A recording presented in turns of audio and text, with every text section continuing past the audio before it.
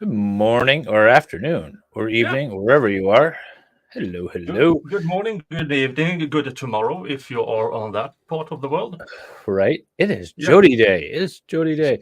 It's As I Jodi. was scrolling through my OnlyFans account this morning, I realized that Jodi missed out on a great opportunity. She could Yeah. have made all of the money. Yeah. All Could of have the made money. all of the money. All of the money. And she could have been on podcasts and everything. And yeah, she really missed out. I don't think that she's allowed to do OnlyFans in prison, but I would assume that would pay a Yeah, lot. Salvador, you really should. I am surprised you haven't started writing her yet. You need to have a Discord with her Mm, constantly and mm. then bring the letters to us. Yeah. You got to start now because it's going to take a minute. Mm. But welcome everybody. Hey, Yeah. Jung. Hey, and for you who wonder, I had a members only stream earlier today when Uh-huh. I decorated the office, and I also read a story from this book, Swedish Folk and Fairy Tales. That Nice. is some of the perks you get if you become a member on my channel. It's so funny we have the same book. Yeah. Jung, I am going to do a Griftathon stream, sort of. I'm going to do a video game stream where I am trying to raise money for the Crumbly cams. But pinned in the chat, at the top of the chat on that stream, is going to be nice. I like the lights. Is going to be a link to Salvador's stream. So I'm going to hopefully people can stop by, watch a little bit, maybe donate some to the Crumley cams, and then go over to the Zimmerman trial, which Salvador will be covering. So that's the plan, Jung. Why are you trying to call me out and cause problems, Jung? What do I say? Jodi, I'm a fan. all of I your want to parts fix you. amaze me. All of your parts amaze me. Like we could start with that and go from there. Mm. Uh, yes, that's Talk, exactly what it talk, is. talk, talk crap about her attorney and the prosecution. I mean, uh, Yeah. Okay. All right. You know what? In the chat, collectively, we've got to get at least the semblance of a letter together that Salvador can just cut mm, and paste into a letter to Jodi. mm. So we could do it in the chat here, or we could do it in Discord. But Jung causing drama. We need to do that. We need to Mm. get that letter out there. So, but until then, we are stuck with Jodi on the stand. We get her words from her mouth and her various other orifices. Mm. And if you guys are new here, by the way, on Tuesdays and Saturdays at noon Eastern, 6 p.m. Swedish time, Nick and I are restreaming the Jodi Arias trial. And if you're not familiar with this trial, I should have clipped it the other day, right? I Yeah. should have clipped that and I could just play it. I'm going to do that. Mm. But essentially, she unalived her boyfriend in 2008 with some shooty, and then took pictures of it while she was doing it accidentally. She's Mm. not that crazy, but it kind of nailed her. And so her defense is self defense. She's trying to claim that Travis was abusive, and she's been on the stand now for 5 days. In Yes. our time, it's been like five months, but in Yeah. her time, it's been like 5 days. I think this is her fifth day on the stand because this is day No, I 27. mean, no. This is She standing went 19. day 19, and this is day 24, and I That's, think they that's did 5 days this is so the far. fifth day. Yeah, this is the Yeah, fifth and day she for will them. continue to be on the stand for a while. Yeah, And prosecution, I think, is 2 more full days at least. yeah. And Don't she's not call her doing. old.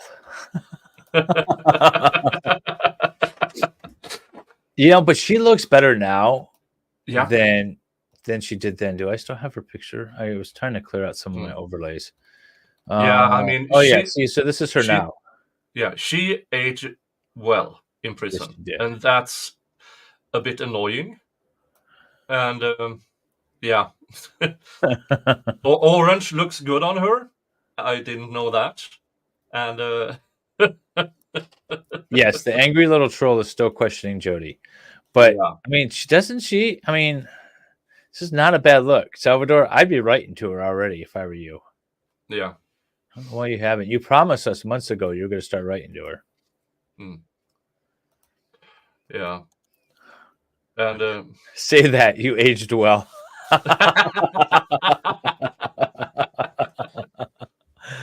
Oh. Jung says all the wrong things at all the appropriate times. Yeah. Now, I'm starting to come around with the prosecution's tactics. I don't think I would have used a similar, but he's beating around the bush, even though she doesn't have one. And just to get her to say stuff that he knows he can. She told one thing in the interview with the cops, another thing with the interview with the cops, a third thing in the interview with CBS or Dateline or whatever it was. And now he's bringing it out and gets new stories from her, and then boom. And then, yeah. Yeah, no, GG. he's been hammering her pretty well. Now I'm still not a big fan of his style. No, but it's a bit too yelly for me. Yeah, it is. I think the message would have been with a.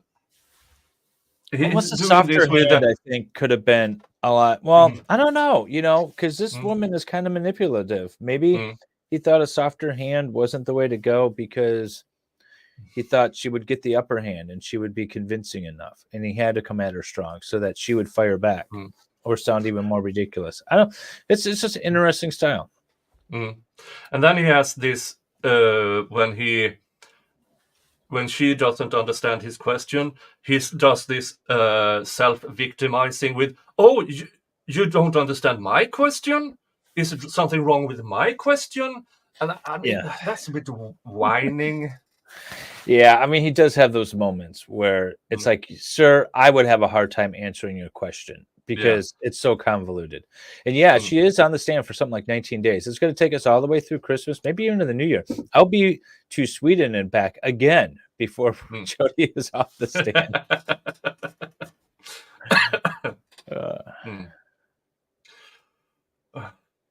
There's no conjugal visits. Salvador has to become governor to commute her sentence so he can have his way with her.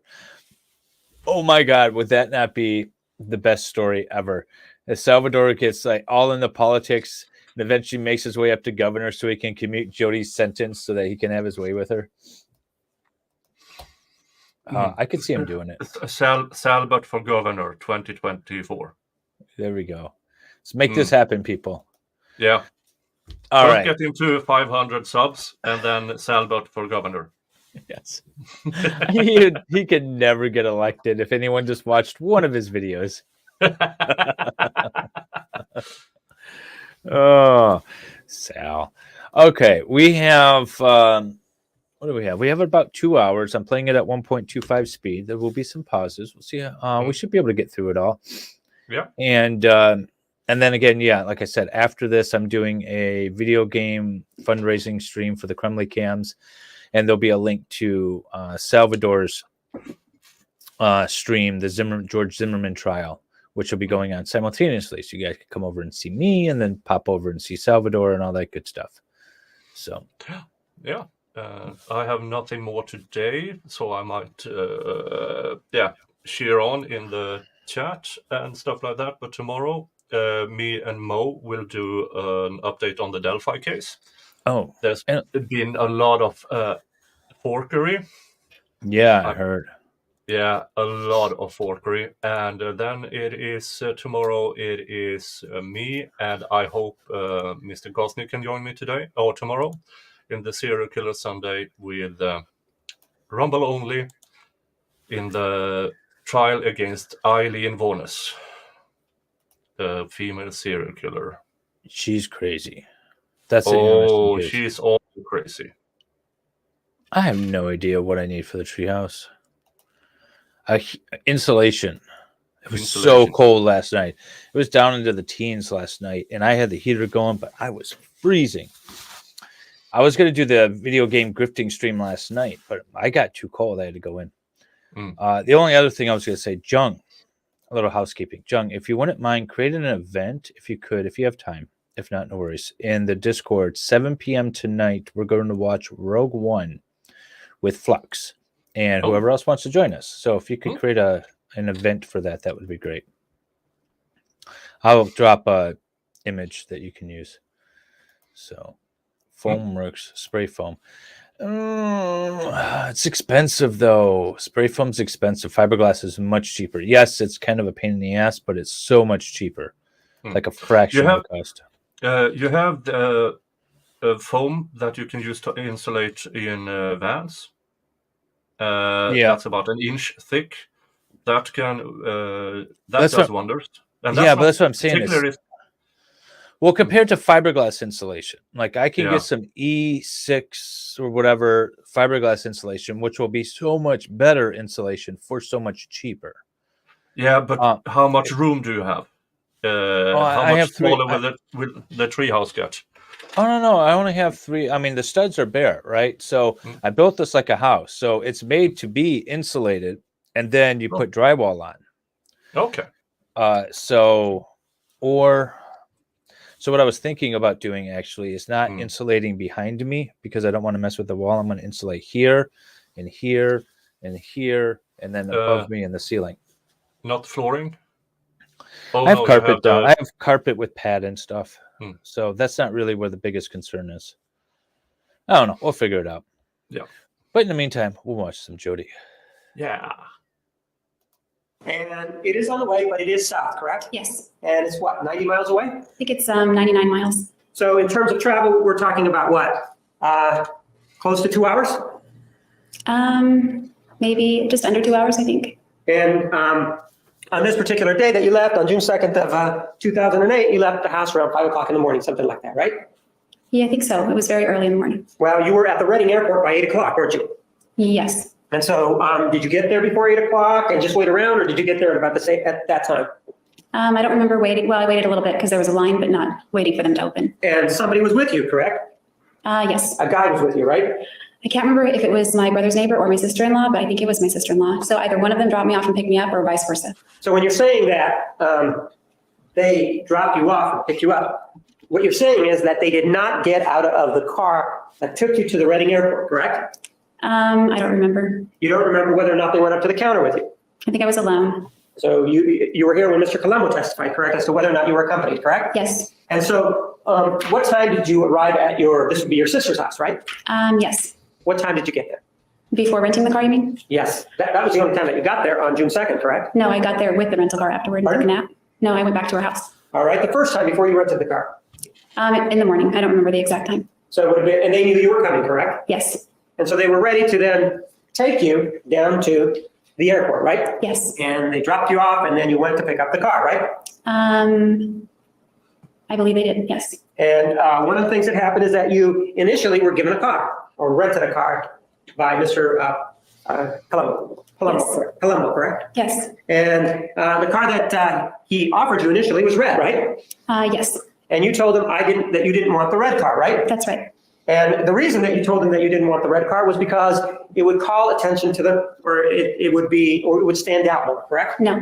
Well, didn't you tell him that you did want to exchange the car though, right? Yes. And you told him that red is a color that police officers sort of focus on. You remember telling him that? Is that yes or no? I'm trying to remember. I don't think I worded it that way. So you did give him a reason why you didn't want that car, right? Yeah. And part of it had to do with the color, right? Yes. You didn't want the color red, yes. Correct? The color red seems to stand out, doesn't it?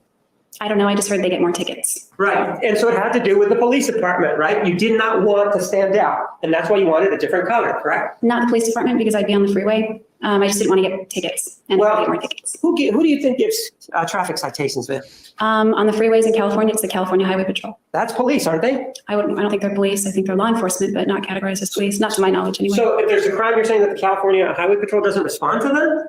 They respond as well as maybe the sheriff's office or something. Depends on the district. Like having a conversation right. with And so you were afraid that police, whether it includes the California Highway Patrol or somebody driving down the street, that they would focus in on your car because you had heard that police get more tickets involving a red car, correct? Afraid? No, I wasn't afraid. I just didn't want to shell out more money for tickets. Right. So afraid may not be the word that you like. What word would you like? Concerned? I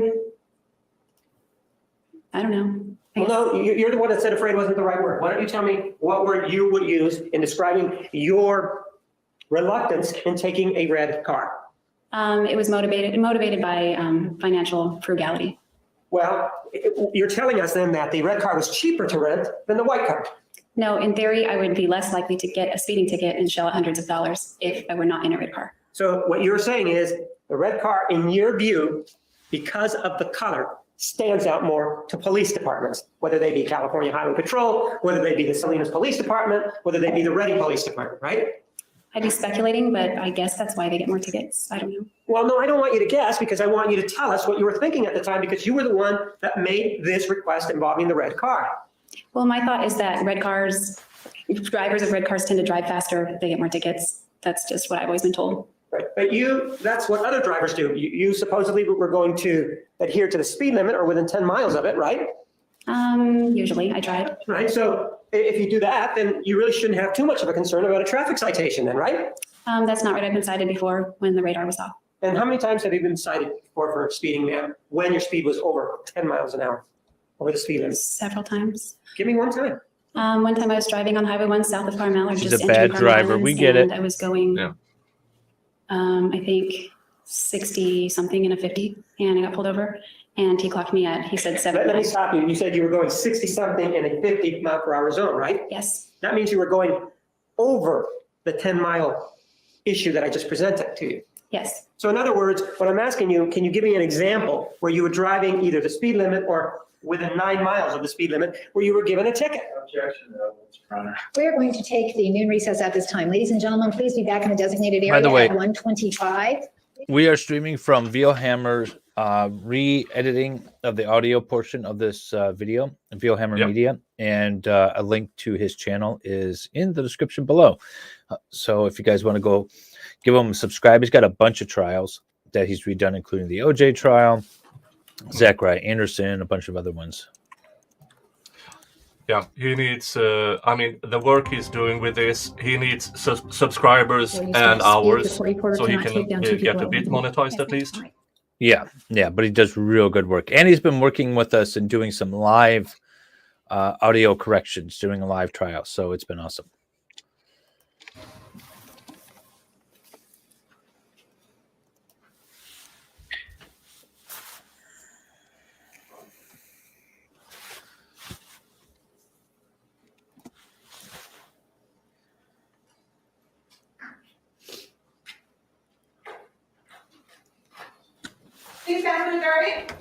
Trains, Planes, and Automobiles is the best movie ever. We're going to do that Sunday evening. I've been wanting to watch that movie. I watch it every year. You ever watched it, Nick? I haven't seen it in 20 years, I think. Oh, we should watch with us in Discord. It'll only be midnight for you. It's Please not be my seated. The type record will of show the humor. presence of the jury, the defendant, and all counsel. Whatever. To sustain the last objection, Mr. Martinez, you may continue. And we're talking about a car rental in Reading, California, and you ultimately were given a second car, correct?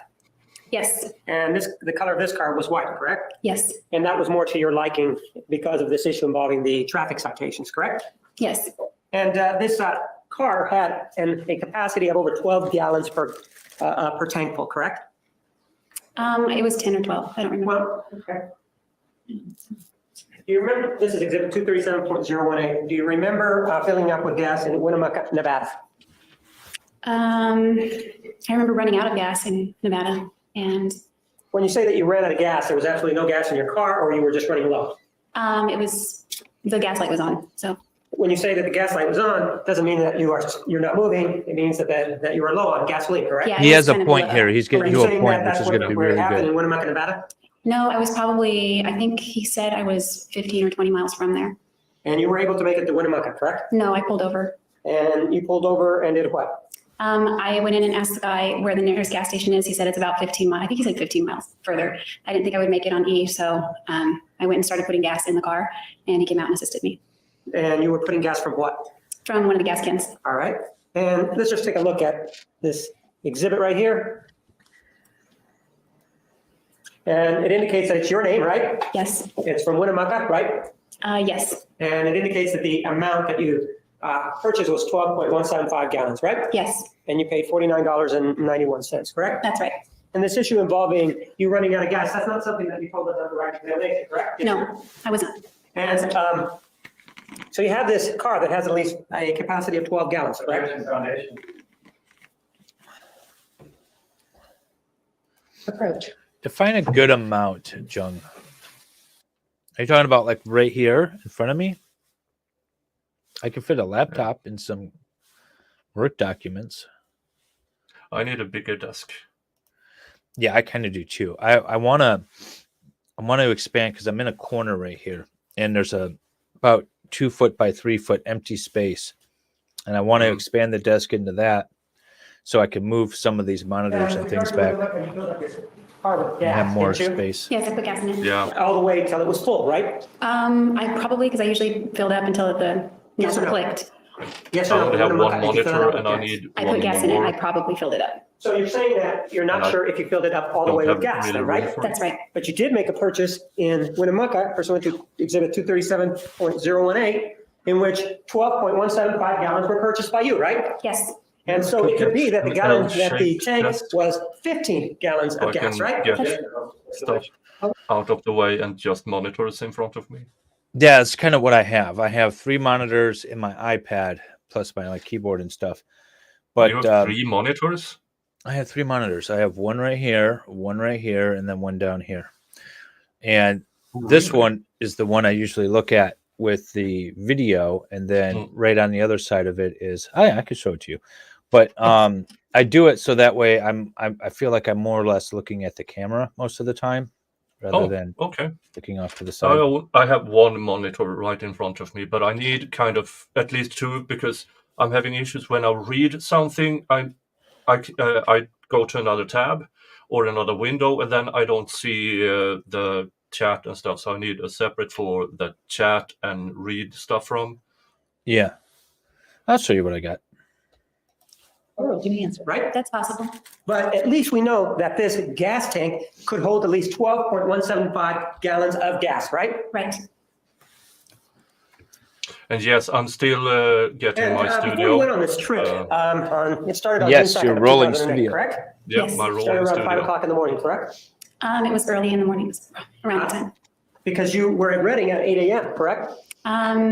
Yes. Well, we saw the receipts. Were you here when the receipts were shown of you renting the car at approximately 8:01? Yes, I was here. And so if it takes you 1 to 2 hours to drive down there, that would mean you would have to get up pretty early, right? Yes. And so you got up pretty early, you drove down to Reading, but in anticipation of that, you actually called somebody by the name of Daryl Brewer, right? Yeah, and I'm sorry I didn't get up early. I was up all night. So Pardon? You said I got up early. I just wanted to make that clear. I was up all night.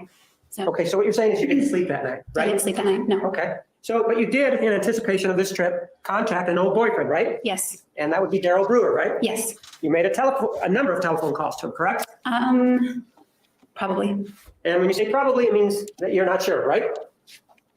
I'm not sure. No. So you at least made 2 calls to him though, right? If that's what my phone records reflect, then that would be right. I'm asking what your memory reflects. I don't remember actually calling him before leaving on my trip. And So you have no idea as to whether or not you even called him before you went on the trip then, right? I don't recall. Well, of course I called him before the trip, but I don't know how soon before the trip. So you don't remember whether or not it was in May then, is that what you're saying? I did talk to him in May. And it was toward the end of May, correct?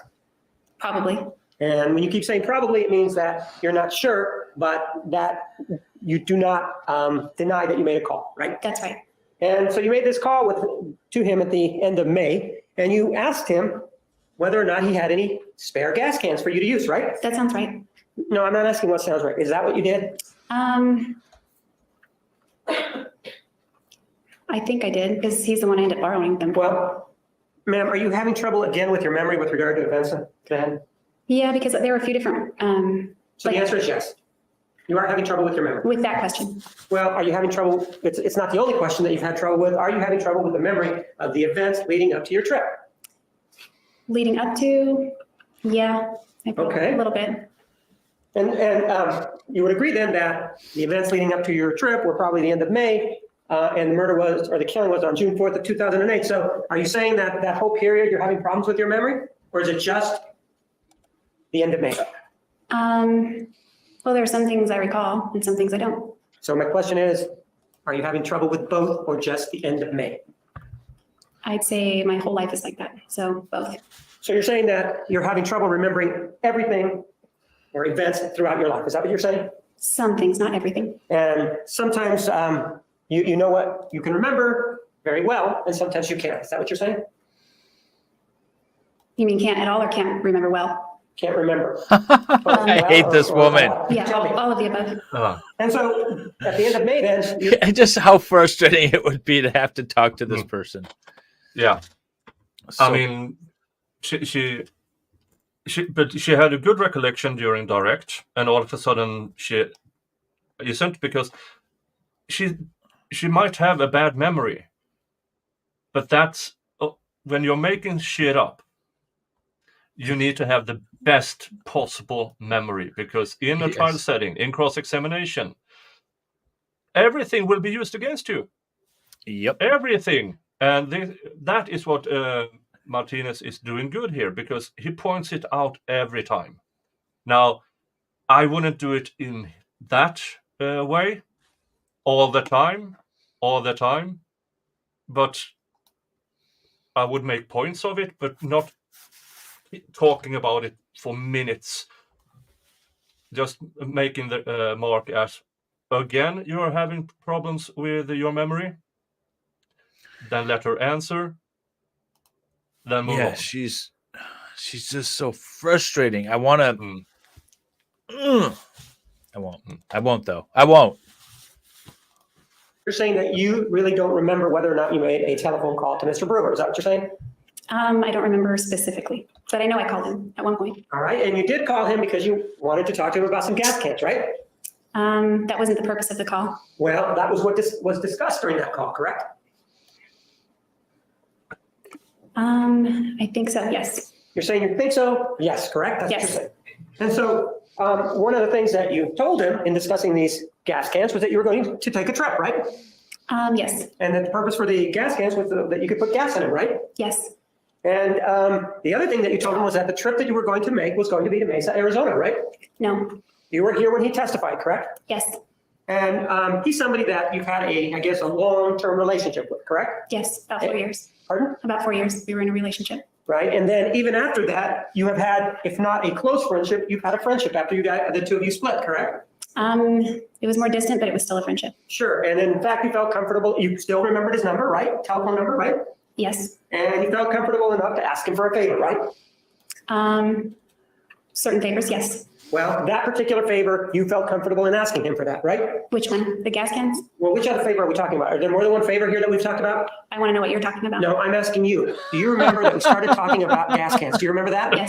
That we've talked of nothing else other than gas cans so far. Is there anything else that you believe that we've talked about? I wasn't sure, that's why I asked. Ma'am, is there anything else that we have talked about? I'm not. Okay, so I want to give a little context. This guy talks about this a lot in his book, the prosecutor. I read his book. He's hammering the gas cans. He's hammering the fact that she purchased a lot of extra fuel, carried them around in at least 3 jerry cans. I can't remember if it's 3 or 4. I think she buys 1 and borrows 2.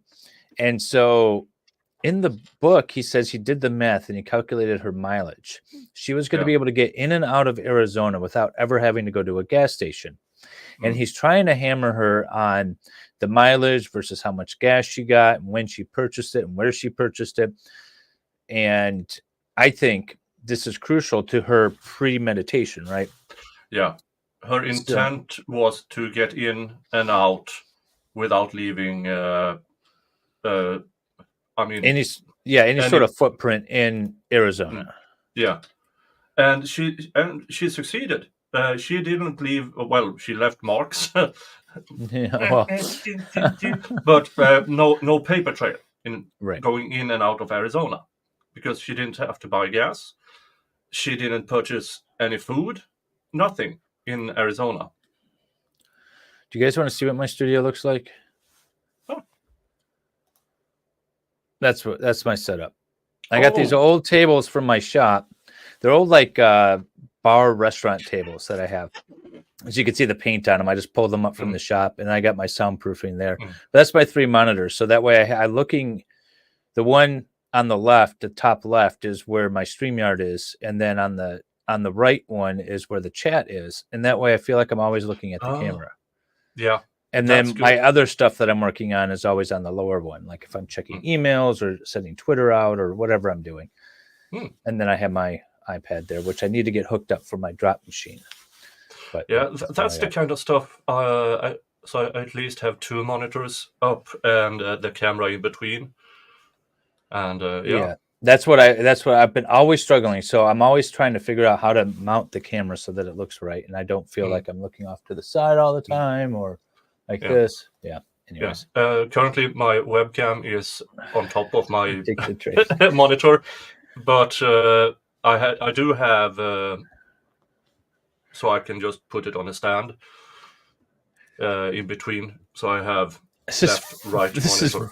Very makeshift. I just like moved everything up real quick because I needed to create a studio somewhere. And the drapes are actually it's speaker cloth that you would put in front of us, mount on a speaker. And the first time I was in here, I had the sun shining right on the side of my face, and I needed something, so I literally just stapled that up. And I could pull it up out of the way when it's not so bad, but in the mornings if I'm streaming, it just shines right into my face. So it's getting there. There's going to be blinds. There's going to be, all this good stuff eventually one day. Yeah. I'm sure that's why I asked. I'm asking you, is there anything else that has been posed to you other than this gas can issue involving Mr. Brewer? Yes. Badgering. Sustained. Now, Badgering. you have this conversation with him involving the gas cans. It is more than one conversation, isn't it? I don't remember. And it could be more than one conversation. It's what you're telling us, right? Yes. And are you saying you did not tell him that you were going to go to Mesa when you spoke to him? That's right. I told him after. I'm asking you, the question is this, isn't it true that before you went on the trip, you told him you were going to Mesa? No, that is not true. All right. Isn't it true that as part of one or another conversation that you had, you told him that you were going to go to Arizona to visit some friends? No, I said Utah. You didn't. I'm asking you whether or not it's true that you told him that you were going to Mesa to visit some friends before you took the trip. No, I said Utah. I'm not asking you what you said, am I? He's so badgering her. Yeah, I think you are. You're thinking, my question to you is asking you what I do you too, told Amy. him? Is that what you think it is? Whether or not you told him that you were going to go to Utah? Do you think that that's what the question was? No. The question was, isn't it true, ma'am, that you discussed with Mr. Brewer before the trip that you took that you needed the gas cans to go and visit friends in Mesa, Arizona? What is your answer to that? The answer is no, I told him Utah. And I'm asking you whether or not you think I'm asking you what you told him. Am I asking you what you told him? That's kind of my interpretation of it. It's a yes or no question. It is a yes or no question, isn't it? And I answered no 3 times, yes. And you also added something 3 times, didn't you? Yes, the truth. Am I asking you whether you're telling the truth? You have asked me that. Am I asking you right now if you're telling the truth? I don't know, are you? Well, have you heard that question prior to you saying This kind of question is that? just a waste of time. Yes. Yeah, I mean, I think he's just trying to take advantage of it. One of my criticisms earlier of him is that he wasn't listening to the answer and he would get sidetracked. Now he's almost listening too much to the answers and he's getting sidetracked. But this attorney has a tendency to get sidetracked, is essentially the moral of my story. But yeah, no, I agree. It's nonsensical. He's trying to catch her into a lie and all kinds of things. So You heard that question immediately before Yeah, telling the truth. Biker The prosecutor asked if your drapes match the carpet. always, they always match the carpet. Actually, no, they don't. The carpet has gone prematurely gray. Let's leave it at that. asking you if you were telling the truth. You heard the prosecutor say that. Not immediately. Pardon? Not immediately. So the answer is yes or no. Did you hear the question immediately before you gave the answer that you were telling the truth? No, not immediately. So you did have these conversations with Mr. Brewer and you decided to get the gas cans. Why don't you just go and buy some gas cans? They were expensive. And when you say they were expensive, how much is a gas can? I don't remember, but it wasn't in my budget for my travels. And you wanted 2 of them, right? I don't know, I guess whatever he had. So if you would have had 6, you would have taken 6? No, they wouldn't have fit. And these gas cans, when you picked them up, where did you put them? In the trunk. In the back? Yes. So you rented this car, and this car had some floor mats, correct? No, it did not. So then you get into this car, and you pick it up, you go back to sleep, right? Yes, back at my brother's house. I didn't ask you where, did I? No. I asked you if you went back to sleep, right? Yes. So you went back to sleep, and at some point, you then started to go on your trip for reals, right? Okay. Yeah. All right, and about what time was that? I want to say late morning, but I'm not too sure. And you then drove south till you got to the Monterey, California area, correct? I stopped again and slept and then continued driving south. What did you say? I stopped again and slept and then I continued driving south. Did anybody ask you whether or not you slept? Well, you just asked me. I asked you whether or not you slept. Is that what my question was? Yes, you asked if I went to sleep. No, I asked you when you started your trip, did you make it? Now, when the sun blasts me in the face, it throws the money at me, not candy. You remember me asking you that? I remember you asking something like that, but not worded that way. When you say something like that, again, it seems that you have a problem with your memory. Do you have a problem with your memory today? Not in this particular case. Okay, so after you woke up, after sleeping at your sister's house, did you begin your trip? Yes. And did you eventually make it to the Monterey, California area? Yes. And what time did you get there? It was very, very late. I think it was even the 3rd in the morning because we had stopped in Santa Cruz first. So you got there on the 3rd, you believe, but in any event, it was late, correct? Yeah, it was past midnight, I think, by the time we got to Monterey. And so in terms of miles, how many miles are we talking about? From where to where? From the place that you left your sister to Monterey, wherever it is I'll put that it you in the went, chat. and you arrived around midnight or after, or in the early morning hours of June 3rd. Well, I'm not particularly sure. I'd say somewhere in the ballpark of 500 miles. And so, I know more by hours, not miles. okay, how many hours then? From Redding to Santa Cruz, it was approximately 6.5 to 7 hours. And in Santa Cruz, did you meet anybody? Yes, And that's where you met Mr. McCartney, correct? yes, and his roommate. And did I ask you again if you met his roommate? You asked if I met anybody. No, I asked you if you met Mr. McCartney. Do you remember that question? Yes, and I answered yes. And so you met Mr. McCartney, and you spent the night at a place where he was living, right? Yes. And what time did you get up the next morning? I don't remember, but it would have been in the morning. I understand it was the morning. Would it have been really early, or would it not be so early in the morning? It would have been before Jack had to go to school, so whatever time that was, it couldn't have been too late. What time did Jack have to go to school? I don't remember. And so, did you have plans already to meet up with Mr. McCartney, or is it a situation where you got on the phone on the road, called him up, and said, "Hey, I'm coming down there. Can we meet?" It was definitely beforehand because I was going to crash there. So, when did you speak to him beforehand? Was it a week or so before? Hey, Gigi, with a super sticker for you, Nick. Yay, thank you, Gigi. You don't have to, you are my first and best moderator, and you are healing at the moment, and keep giving Gigi all your best wishes and prayers if you have them. And Gigi, I never ignore you. Just saying. Hmm. She was accusing me of ignoring her. I can acknowledge her. Acknowledge her. I always see Gigi in the chat, and I'm always excited to see her in the chat. Yeah. Mm. Oh. Or was it? Do you have a days Christmas before you cat? left? What was it? I don't know. We spoke here and there. I don't know. All right. And did Mr. McCartney go with you the next morning to meet with Mr. Brewer? No. So you did go over to Mr. Brewer's house, and one of the reasons that you went over was to talk to or see Jack, the son, right?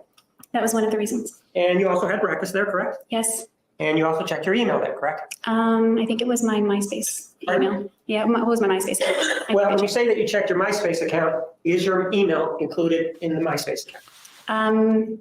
There is an email system, but not my main email. I'm asking if you checked when you checked your MySpace account, did you check any email in the MySpace account? I don't remember. Did you check, you mentioned that you had another email system. Did you check that other email system? I don't remember. Probably not. I think it was just MySpace. And what was the purpose for? Literally and figuratively, right? Beating around the bush. Yeah, she's impossible to have a conversation with. She is absolutely annoying. The reason why I stopped is I wanted to address this. Ever? Any? Like the local watering pond beach? Never? Concerned for you, Stray. We need to talk. Yeah, we need to get straight to a beach. Yes, we do. It's now my new mission. Checking Yeah. the MySpace account. Hadn't done it in a few days, so And so you check that, and then at some point, you get some gas cans, right? yes. And when in this whole sequence of event do you get the gas cans? Yes, he is. And he is also Sometime while I was murdered. visiting with him. I don't remember how it. You had to Happened. search for Was it me? before or after Jack left for school? What do you mean? You had to search for I me? don't remember. And what color were the gas cans? They were red And where did you put them? in the trunk. And that would be in the back, correct? Yes, Where was your luggage? in the trunk. Same place with the same area as the gas cans? Yes. And how much time do you spend there with Mr. Brewer? I don't know. I think it was somewhere like a half hour. It felt like. I don't really remember. And then you leave, right? Okay. Yes. But you So, come back okay, again, so right? this is the problem. You have a fundamental misunderstanding of a beach. We have all these beautiful freshwater beaches in Michigan, and everyone's like, oh, you got to go to Miami for the beach. No, I can drive 40 minutes and go to the beach. And it is a real beach. There's no non-real beach. What do you mean non-real beach? Right? Yes. To return a remote, right? Right. What kind of remote are you returning? It was for either his TV or his DVD player, I think. How is it that it found its way into your car? I have I have Jodi Arias, I, don't have know. I think Travis, that- I Well, have don't speculate. Tab. You don't know, right? No, it was already with him. I It's always drove away worked. with it on accident. I don't know how I got it. All right. And then after you returned it, you drove to Salinas, right? Give him a timeout, Yes. Justin. And in Salinas, you did a number of things, right? Not really. I just did a few things. Pardon? I just did a few things. Right. You did your nails, right? Yes. And you said it took quite a while, right? Well, okay. So here we go. All right. So both usually pop up. Only Nicholas has popped up. Nick, my stream should be pinned to the top of Nick's anyways, just for future reference. We are dual streaming this, and we pin each other's streams at the top, so that you shouldn't have to search in addition to. You should just be able to go to Nick's chat or my chat and go to Nick's stream, no problem. But I'm not. Yeah, that's weird. Ow. I haven't been streaming Jesus as much though. Christ. I streamed a lot like the week before, and then I've been kind of quiet. Yes, Jamie, she's got it. Ow. Jesus Christ, asshole cat. I fell asleep on the couch last night, and the cat continuously woke me up. And I never had a sense to go to the bed and like lock the cat out, but jump on my face, jump all over me. Ow. Yes, they're sandy beaches. Where are you from? She's like Oregon I or have- something? I have 20 minutes to both Cobble Beach and Sand Beach here.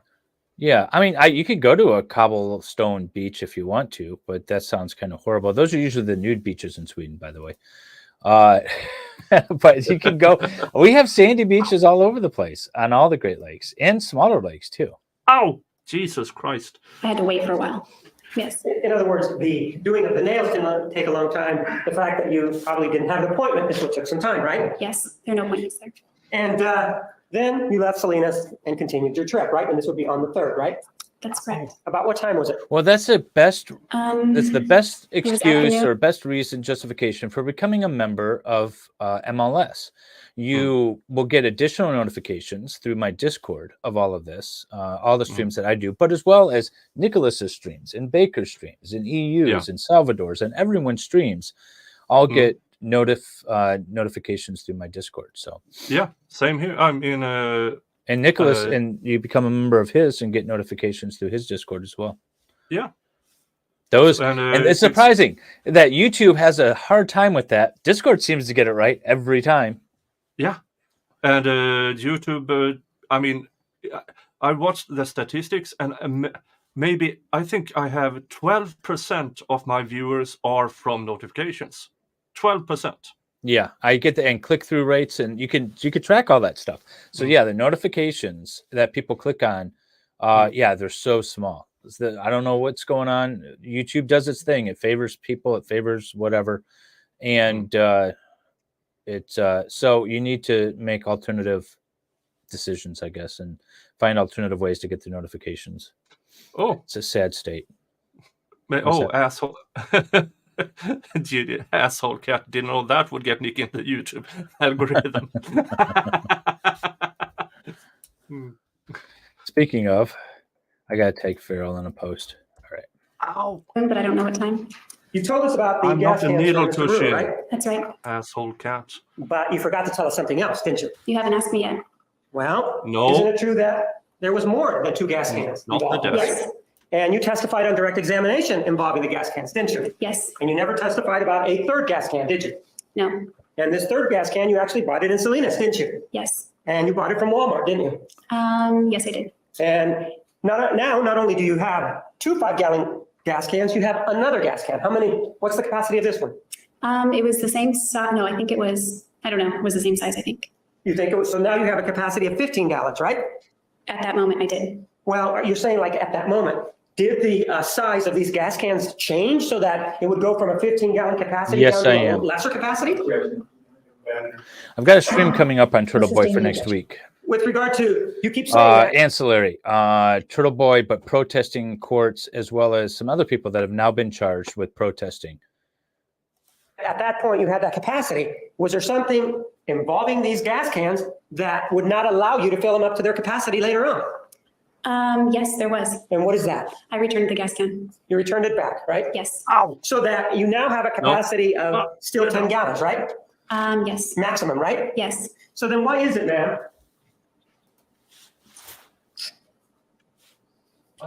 Jesus Christ.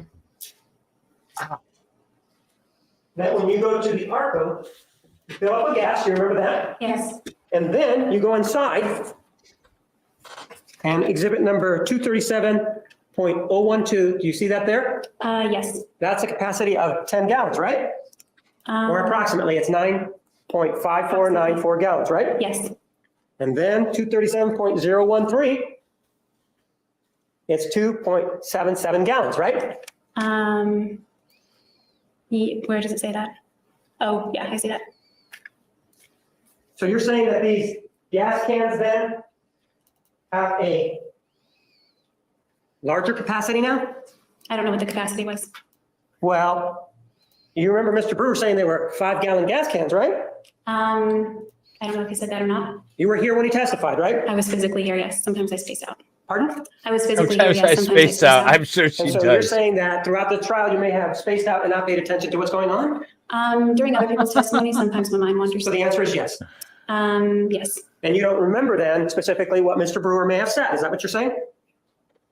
I remember some things he said. Almost all. But not everything. Not every single thing. Well, 237.011. Do you see that it says ARCO and it's in Pasadena? Yes. Do you see the address there? Yes. What's the address? Read it for me. 3706 East Foothill Boulevard, And the city and state? Pasadena, California, 92553.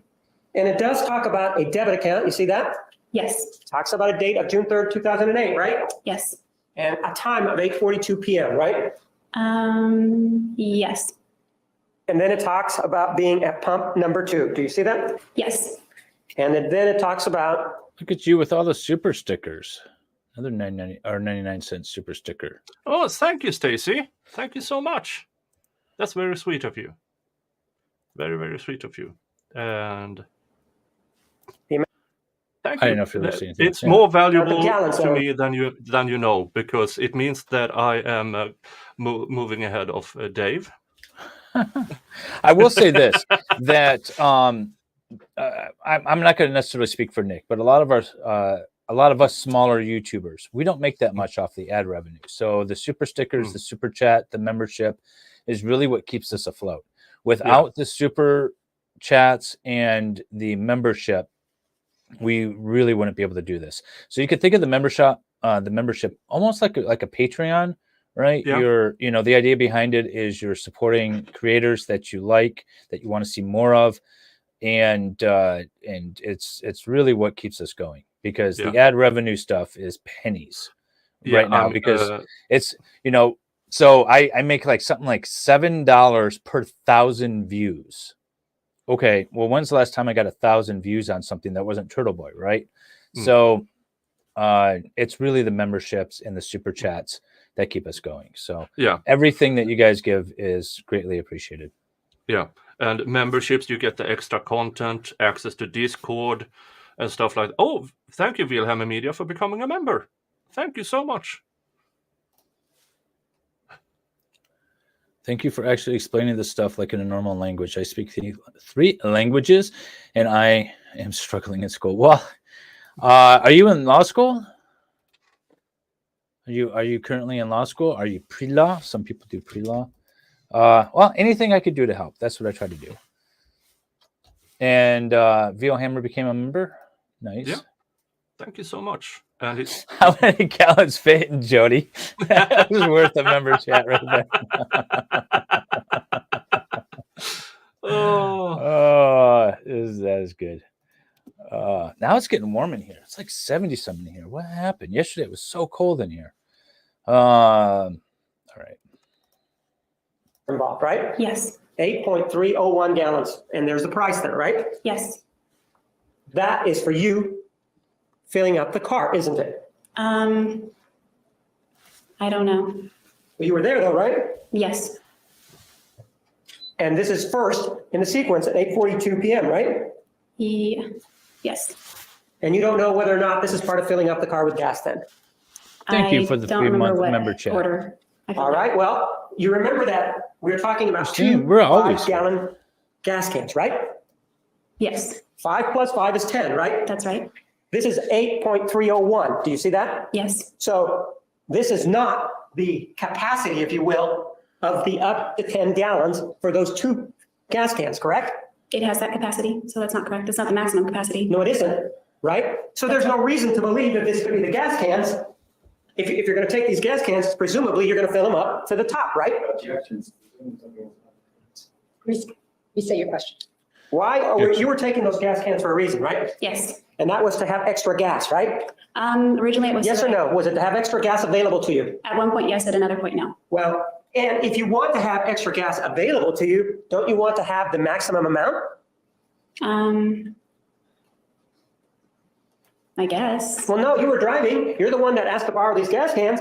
If you have 5, let's just say 10 gallons of space available, and you want to make sure that you have enough gas, wouldn't you fill it up to approximately 10 gallons? Objection, what's the relevance of 8.3 gallons? I don't know. Ma'am, what's going on is that exhibit 237.001 is you filling up that Ford Focus with gas, isn't it? I don't remember what order I filled it. And this was at 8:42 p.m., right? Yes, And you went and you pumped your own gas, didn't you? yes, And then and you paid with a debit card. Do you see that? yes. You had a MasterCard back then, right? I don't remember what it He was. claims he did MasterCard this or math Visa. himself, but I'm sure But he you had help. paid for that with a credit card or Visa or MasterCard, whatever it was, right? Yes, With regard to the gas that you purchased inside, which is 237.012, You remember on your end? you paid cash, right? oh. Juicy Hedrick. So she paid both cash and credit. Oh, she paid- yeah. We haven't She gone paid through with this credit to pump gas into the car, and then she paid cash to pump the gas cans. Yeah, that's Yes. kind of indicative. Yet. Well, and the thing is that so she paid credit card to pump into the car, like you said, and then cash for the gas cans. She kept the receipts. Yeah. She kept them. So she kept the receipts. She also, instead of destroying the camera or taking it with her, left the camera behind with the photograph. She left so much evidence behind. Yeah. She kept it all. Like I don't know what she would keep the receipts for. Throw it out. Yeah, I mean, and the search warrant for her house was years later. Not years. Well, at least some time after. Yeah, no, yeah. So, I mean, so the timeline of events here is she fakes this trip to Utah, goes to Arizona, does the stabby part, then leaves, goes to a guy's house for a couple of days, then goes home, then they find him 5 days later. So it's been 5 days. And I think on day 6 or day 7, she starts calling the police saying, "Oh, do you have any leads? What's going on? I want to help. I'm worried, blah, blah, blah." Things like that. She's calling the police. So while she's calling the police, she is still hanging on to these receipts. They eventually arrest her like 2 months later or something, or a month later. I can't remember the because exact the first timeline. interview was with her as a civilian, Mhm. or voluntarily she joining. It wasn't until the second or third interview we see her in prison garments. Yeah. And so they have 2 or 3 phone calls with her that are all recorded first before they even bring her into the station. So all of this is going on, and she still keeps these receipts. Yeah. So she left the camera behind, threw it in the washing machine. For some reason, she thought that was going to destroy the information. And it kind of sort of worked on some of the stuff. They don't have everything, but still, take it with you. Take the SIM card with you. She claims to have been a photographer, and she knows how these cameras work. These are digital cameras in 2008. They're not that complex. So it's not like there's internal storage or anything. Just take the SIM card. And she doesn't. She washes it. She gets rid of the gun, apparently, but she's just a fool. Yeah. And thank you, Soul Souffle, for your $5 super chat. Did counsel coach Jodi on evasiveness? No, you can't coach this. This is all her. So the thing with Jodi and her attorney is they did not like each other. He tried to get off the case, and he was, I think, her 5th attorney. So obviously people were having an issue working with her. And you can see it on direct that these two do not get along. They are oil and water. And it's tough when you have a client like that because you can't coach them.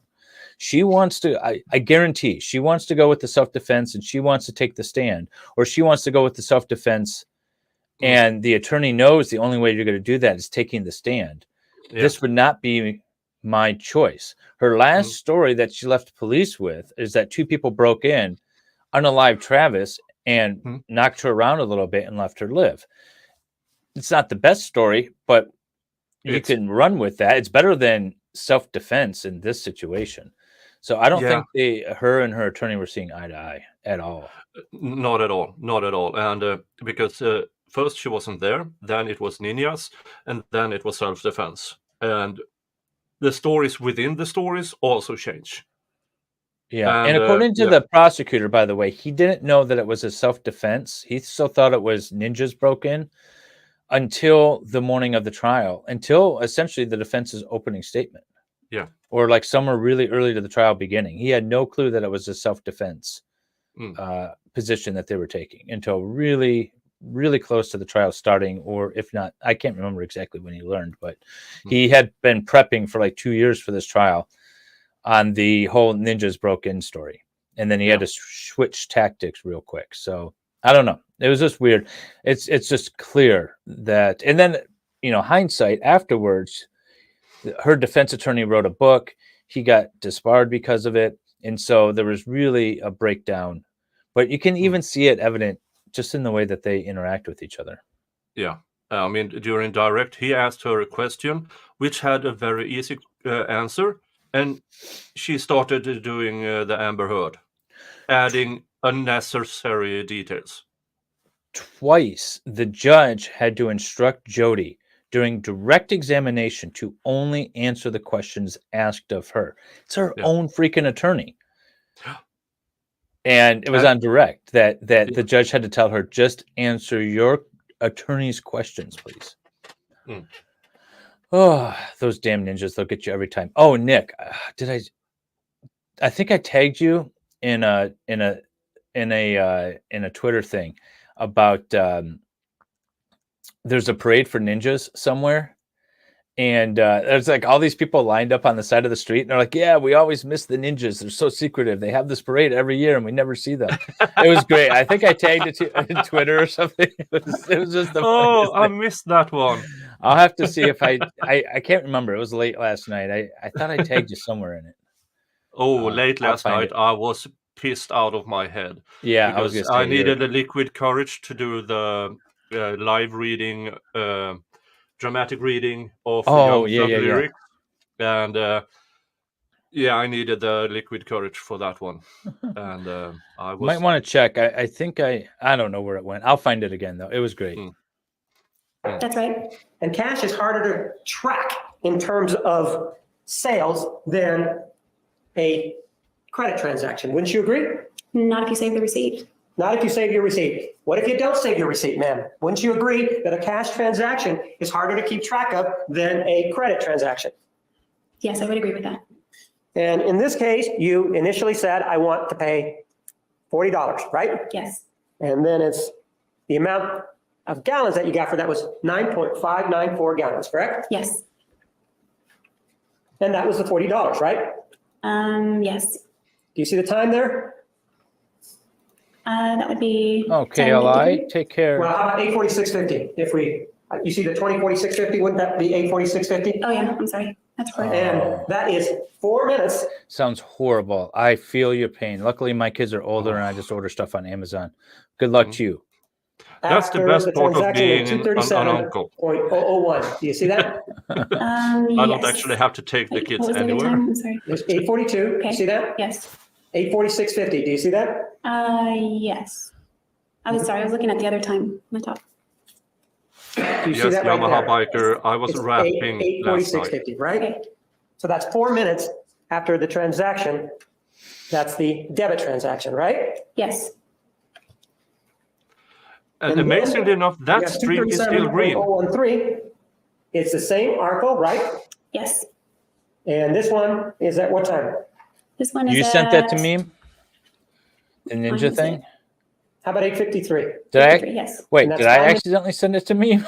It was late. What did I do? It's later than the transaction involving the approximately 10 gallons of gas, right? Yes. And during that time, that 5 minutes, that would allow you to go from the inside out to your car again, wouldn't it? 5 Yes. minutes. It was that close, correct? Yes. And the time span between exhibit 237.001, Oh, I should, which okay. is 8:42 to the next one, which is 8:46, which is 4 minutes, that would give you time to go back between the car and the register or inside the store, correct? Yes. And so now we know that at that particular gas station, you spent 237.011, I'm sorry. It's $35 there, right? Yes. And 6 cents, but let's leave the cents aside. And 237.012, that's $40. So far you spent $75 in gas, right? Yes. And then if you add from 237.013, if you add 9, because we're rounding up, you're now talking $84 in gas that you spent, right? I don't know. I'm not good at math, but okay. Assuming the math is correct. it's Assuming math is correct. It's between $80 and $84 in gas that you spent, correct? Done Yes. and done. And so you've now driven all the way down there. And one of the reasons that you told us on direct examination that you wanted these gas cans was that gas was cheaper in Arizona and Utah. Do you remember telling us that on direct? No, I said Nevada and Utah. All right, gas is cheaper in Nevada and Utah, right? Yes. You weren't filling up in Nevada or Utah, were you? No. You were filling up in California, right? Yes. Where the gas is as expensive there as it is probably throughout the state, right? No. And Or well, it was expensive in California, isn't it? more than Nevada and Utah. Yes. And so you had actually, and California is kind of a progressive state in the sense that it has gas stations almost everywhere, doesn't it? Objection foundation, relevance. Restate your question. On your travels on that date, you went from the Monterey area down to Salinas. Any trouble seeing any gas stations there? No. From Salinas all the way down to Pasadena. Any problem seeing any gas stations there? No. So it seems that your fears about gas in California were morning. not well founded then, right? Morning, Quentin. There was gas in places that you were traveling in California, right? I didn't have any fears in California of that. So no. You had fears somewhere else, correct? Yes. Arizona, for example, right? No. Well, you did end up going through Arizona, right? Yes, I did. And so presumably, is that where the fears were, in Arizona? No, I'd driven that highway many times. I knew where the gas stations were there. So you didn't really have a need for gas if you're going to drive through Arizona, right? No, that's right. Yes. Pardon? That's right. And you were telling us, though, that approximately every 150 to 170 miles, your car was running out of gas. Do you remember telling us that? 150 to 170 miles? Yes, ma'am. I don't remember saying that. Well, do you remember that you said that you had problems with that your Ford Focus had problems with gas, that it was using too much gas on direct examination? I remember running out quickly. Yes. Well, you told us that this car, the Ford Focus, was using an inordinate amount of gas, correct? No, that wasn't my thought. Well, It ran out of gas quickly. you told us that from Pasadena, then you filled up at Desert Center, right? Yes. That's approximately 170 miles down the road, right? I don't know. Well, you drove it. It sounds right. Objection foundation, yes, man. Christine, ask another question. And after that, you then said that you drove out to Buckeye and you filled up there, right? Yes. That's approximately another 170 miles, right? I guess.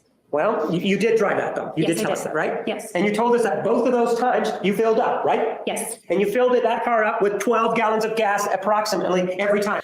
See, okay, I want to point this out. The defense, nobody knew that this examination was coming.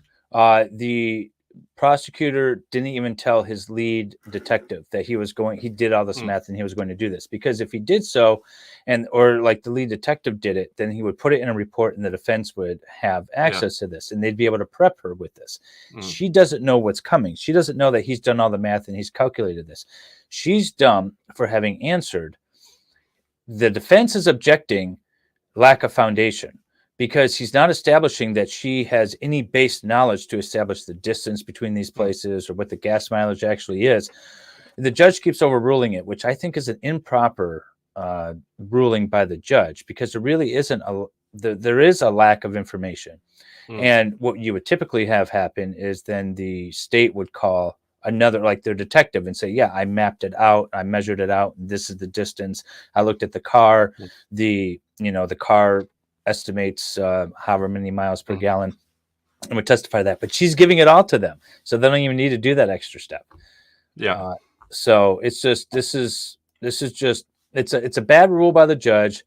The defense attorney isn't really fighting for his client, because there could be a lot more objections that are being had. Yeah, and it was a smart move by the prosecutor. Yeah, this is what as close to the smoking gun as you can get. Yeah, as far as the intent and stuff the like intent, that. the premeditation, absolutely. Right?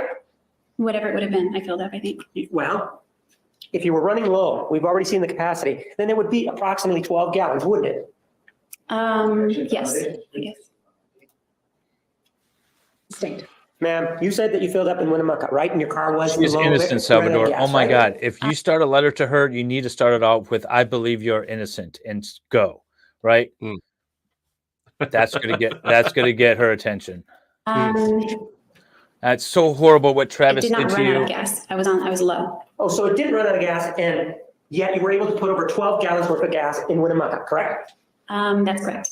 And so if you are running low on gas in Desert Center, that would mean that you would put approximately 12 gallons worth of gas, right? Approximately. And then from that point over to Buckeye, you said you put gas into the car again, right? Yes, I did. So that would mean that you would put another 12 gallons worth of gas in the car if it was running low, based on the previous A Ford computations. Focus 2007 has a 14-gallon tank. If you base it on those computations, but I stopped in Buckeye because the Shell station there always had cheap gas. I'm not asking you whether or not it had cheap gas, right? Am I? No. You remember that on direct examination, the way you prefaced this was that, oh, this car There's your letter in its entirety. used Right an there. inordinate or a lot of gas. Do you remember telling us that portion? Yes. And that as a consequence of that, do you remember telling us that you stopped at Desert Center, right? And put gas Yes, in it? I did. And then you also said, and because of this problem that it was running low on gas, you also stopped at Buckeye, right? You told us that, Yes, I right? did. So if this car is running low on gas, that means that it's close to empty, right? Yes. And so that would mean that if it's close to empty, it would be around 12 gallons that you put at Desert Center inside the car tank, right? Approximately. Approximately. And then it would be another 12 gallons worth of gas there at Buckeye, right? Presumably, yes. Well, given the computations that we have going. And then you made your way over to Mesa, right?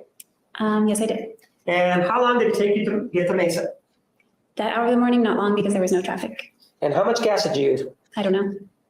And all the while you have these gas cans full of gas, right? Yes, I did. And because you filled up in Pasadena, She correct? doesn't know Yes. how to answer. And where did you put these gas cans? They were in my trunk. Totally And blindsided. again, in the back part of the trunk? Yes. And you maintain that this third gas can, that you did not have a third gas can, then, right? No, not at that time. When you keep saying that at that time, I'm asking after Salinas, you did not have that gas can, right? That's correct. Take a look at 237.008. Do you see that?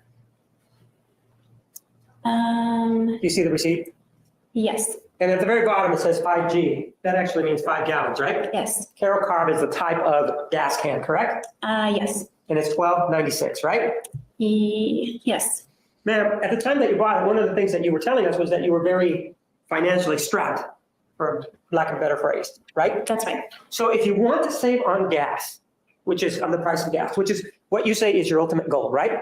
At the time that I wanted gas cans, that was my ultimate goal. So that was your ultimate goal at the time that you talked to Mr. Brewer, right? That's correct. So if you want to save on gas, why is it then that you're willing to pay $13 for a gas can, which would increase, if you will, the price of travel Well, by $13? that wasn't a calculation that I made when I bought it. That's why I returned it. Do you have the receipt that you took it back? Good I didn't get a afternoon. receipt. So Walmart did not give you any documentation whatsoever when you took that gas can back. I don't think so. Well, I'm asking you just whether, I just want to be as clear as we can about this. You believe that when you took that gas can back, She Walmart did not give saves you any every receipt. document. And she claims that Walmart doesn't give return receipts. I believe Walmart has to give return receipts. Yeah, she claimed that she returned the gas can, the third one, which would not have given her enough gas to get to and from Arizona at the time. But my point is, why lie about that now? She had this plan when she wasn't there, and then she was there, but ninjas did it, and then she was there, but it was self-defense. So 2 out of the 3 stories doesn't matter that she drove there because that's part of her story. Why are you lying about it now? And Aries, good point. Why is she paying $12 for facial wipes? Well, here's the thing with people who have never seen a crime scene before and only seen it in the movies. It's in the movies, the amount of body liquid, so to speak, even in the most gruesome movies, it's not large amount. The human body contains a lot of blood. Was it like 8 liters or something? I can't remember. Yeah, That's something. It's 6 to. It depends on how large you are, or anything. But that stuff goes everywhere, especially if you hit an artery, which she did. That goes everywhere. 1.5 gallons. So it's like 8 liters. Yeah, and you can't imagine, because I do believe that both me and Dave have seen quite gruesome crime scenes, and they're in my Discord for this one, by the way. There's a lot of blood. I don't think she was anticipating that much blood. No. I really don't think she was. Yeah, so $12 worth of face wipes and stuff like that might be her. Oh, I will just dry myself, clean myself, and clean the surroundings with those. Maybe, speculatively. But you can't. I mean, the amount of blood, if you hit an artery, there's no way to clean that up. Yeah, and what the state's argument is that he was in the shower. She stabbied him in the chest in the shower. He exited the shower, went to the sink in the mirror, was bleeding all over the place. She attacked him more, and there was blood all through the bathroom, all down the hallway towards the walk-in closet, towards the bedroom. That's where she finalized the action with a pew-pew to the head, and then drug him back and threw him back in the shower. Yeah. And there was blood everywhere. Yeah. And she probably thought that stabby, and he would stay in the shower. Not get out and panic and run for his life. Yeah. I mean, she might have seen, I mean, what movie is that old classic? Jackson Pollock style. Psycho. She gets stabby in the shower, and you see is a little amount of blood going down the drain. Yeah, it's more like yeah, it's Quentin Tarantino movie. Yeah, the back seat of the car when the gun accidentally goes off. It's that kind of style. You're there for hours cleaning it up. Evidencing that or showing that. I don't recall having to fill anything out or any documents regarding that. No. You weren't even given a printout or anything at all, right? I'm not saying that. I'm just saying I don't remember. And You would agree, though, that if you bought the gas can and it was approximately Hey, $13, Indigo. it would not make any financial sense if you were looking to save for gas, correct? I do agree with that. And the other thing is, if you're looking to save for gas and you're trying to do this, wouldn't it have made more sense to have filled up in Pasadena, then driven up to Nevada, if that's where you were going, and once you get to Nevada, fill up the gas cans? Wouldn't it have made more sense then? Yes, it would have, if that was my goal. Well, your goal at that time when you were filling up was to travel up to Utah, didn't you tell us that? Yes, So you didn't do that though, right? I did not end up going directly to Utah. I'm not saying whether or not you ended up going directly to Utah. At the time that you filled up these cans, your plans were to go to Utah, weren't they? Yes, Because of the time on there, correct? yes, Previously, you had told us that you didn't speak to Mr. Alexander until after that, right? that's right. In fact, you were at getting some coffee or something, right? At Starbucks, something like that, or some drink at Starbucks, correct? Yeah, strawberry drink. Right, at Starbucks, right? Yes, And so if you are going to go from Pasadena to Nevada, you can make it on a tank of gas, can't you? I've never driven that freeway, so, I mean, this is the USA, so I would guess yes, but I've never driven that road, especially not at night, so. You didn't think that I perhaps want more all that trolls. way from I'm Pasadena trolling for to trolls. Is that Las weird? Vegas, there wouldn't be a gas station? Did you believe that that was the case? No, I didn't believe that was the case. So if you really are trying to save on gas, you would have continued driving through California and filling up in California until you got to Nevada, and then you would have been able to purchase the cheaper gas, right? That was a long question. I'm sorry, will you say it again? Well, it would have made more financial sense for you to keep driving from Pasadena northeastbound until you got closer to the border, right? That's right. And then when you got to Nevada, then it would have made more sense to fill the gas cans, right? Financially, yes. And that was your goal, correct? At the time I got the gas cans, that was my goal. Your goal changed apparently, is what you're saying, right? I still wanted to save gas, but my priority changed. Okay, and so with regard to exhibit number 237.012, this is the one that's approximately 10 gallons. And then 237.013, it's approximately 2.7 gallons. You see that? Yes, You were the person that actually put the gas into the gas cans, right? that's right. And you know that one of the gas cans was 5 gallons, right? Yes. The other was 5 gallons, right? Well, I believe it was because that's what Daryl said. They were the same size, weren't they? They were the same size. And so if that's the capacity, the most that each can carry is about 10 gallons, right? Yes, I guess. Yeah, you were able to put 10 gallons plus 2.774 gallons in containers, weren't you? No, I think the other one, the 10 gallon was probably the car. Was what? Probably the car, I would guess. What did you, tard? Car. Yes, So you're saying that absolutely. this one right here, 237.012 went to the car. That's very possible. And you're saying that this one right here, 237.001, went into the gas can. Is that what you're saying? That sounds right. Okay. Why are you breaking it up then, this purchase? If you're going to put 10 gallons in the gas can, what you're saying is you went to the pump, went to the gas cans, and you put 8.3 gallons worth of gas in it, right? Yes, Then you made that debit transaction, right? yes, And then you put gas in the car, according to you, right Yes. here at 8:46, right? right. You went inside to do that, right? I think so, yes. Well, no, it says initial payment. You can't We've pay at the had pump, right? conversations. Sometimes you during this can, but I don't Well, think you I got think you can pay at the prepaid. pump there, right? Who If I died? remember correctly, I don't know about ARCO, so, I mean, I prepaid is what I know.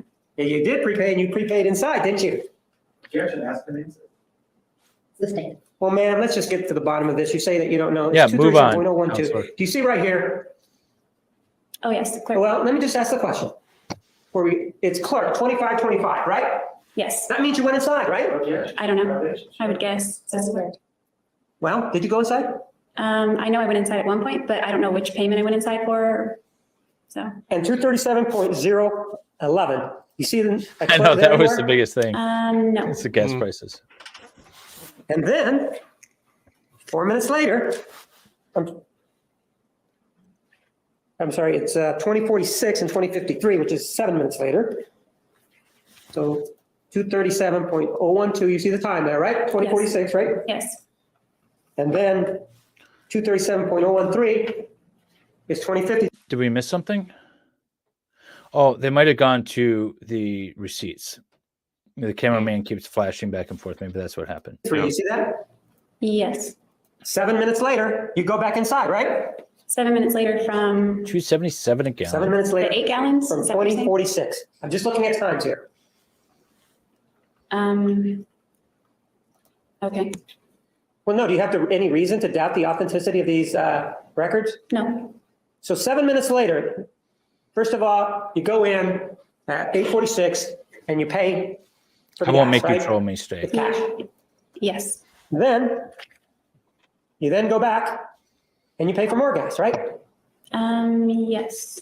And then before that, at 8:42, you pay for more gas again, right? Yes. You really, what you're doing, man, is actually filling up the 2 5-gallon gas cans first. Aren't you doing that first? I don't know if I filled them, but I don't remember what order I did. And after you filled that, you filled up the 3rd gas can, didn't you? I didn't have a third. And before you did all of that, you put gas in your car, right? I don't remember what order I did it. After that, well, still in Pasadena, you decided to go to a Starbucks, right? Yes. And that was around 9 o'clock in the evening, right? She's murdering on a budget, sounds right. but goes to Well, that's what Starbucks. you told us. Can you give us a closer approximation? No. So you go there, and one of the things that you said is that you got a strawberry drink, something like that? Yeah, strawberry frappuccino. And while you were there, you call Mr. Burns, right? I don't know if I called him from Starbucks, but I know we talked a few times that night. And the plan was still for you to go up to Utah, right? Yes. So she claimed, oh, McKinley, I didn't even notice. Hey, yeah. So Jodi, last minute claimed self-defense and insisted on taking the stand because she was claiming that Travis, her boyfriend that she unalived, was extremely abusive to her throughout the relationship. The only one that really had that information was Jodi. There was a couple of things from the first witness they called, which was Travis's old girlfriend or girlfriend in between the two. And he had kind of a nasty email or something, but it really wasn't that nasty. And you're a criminal defense attorney. You never put your lying guilty client on the stand unless there's absolutely something you must get out. And they're the only ones with that information.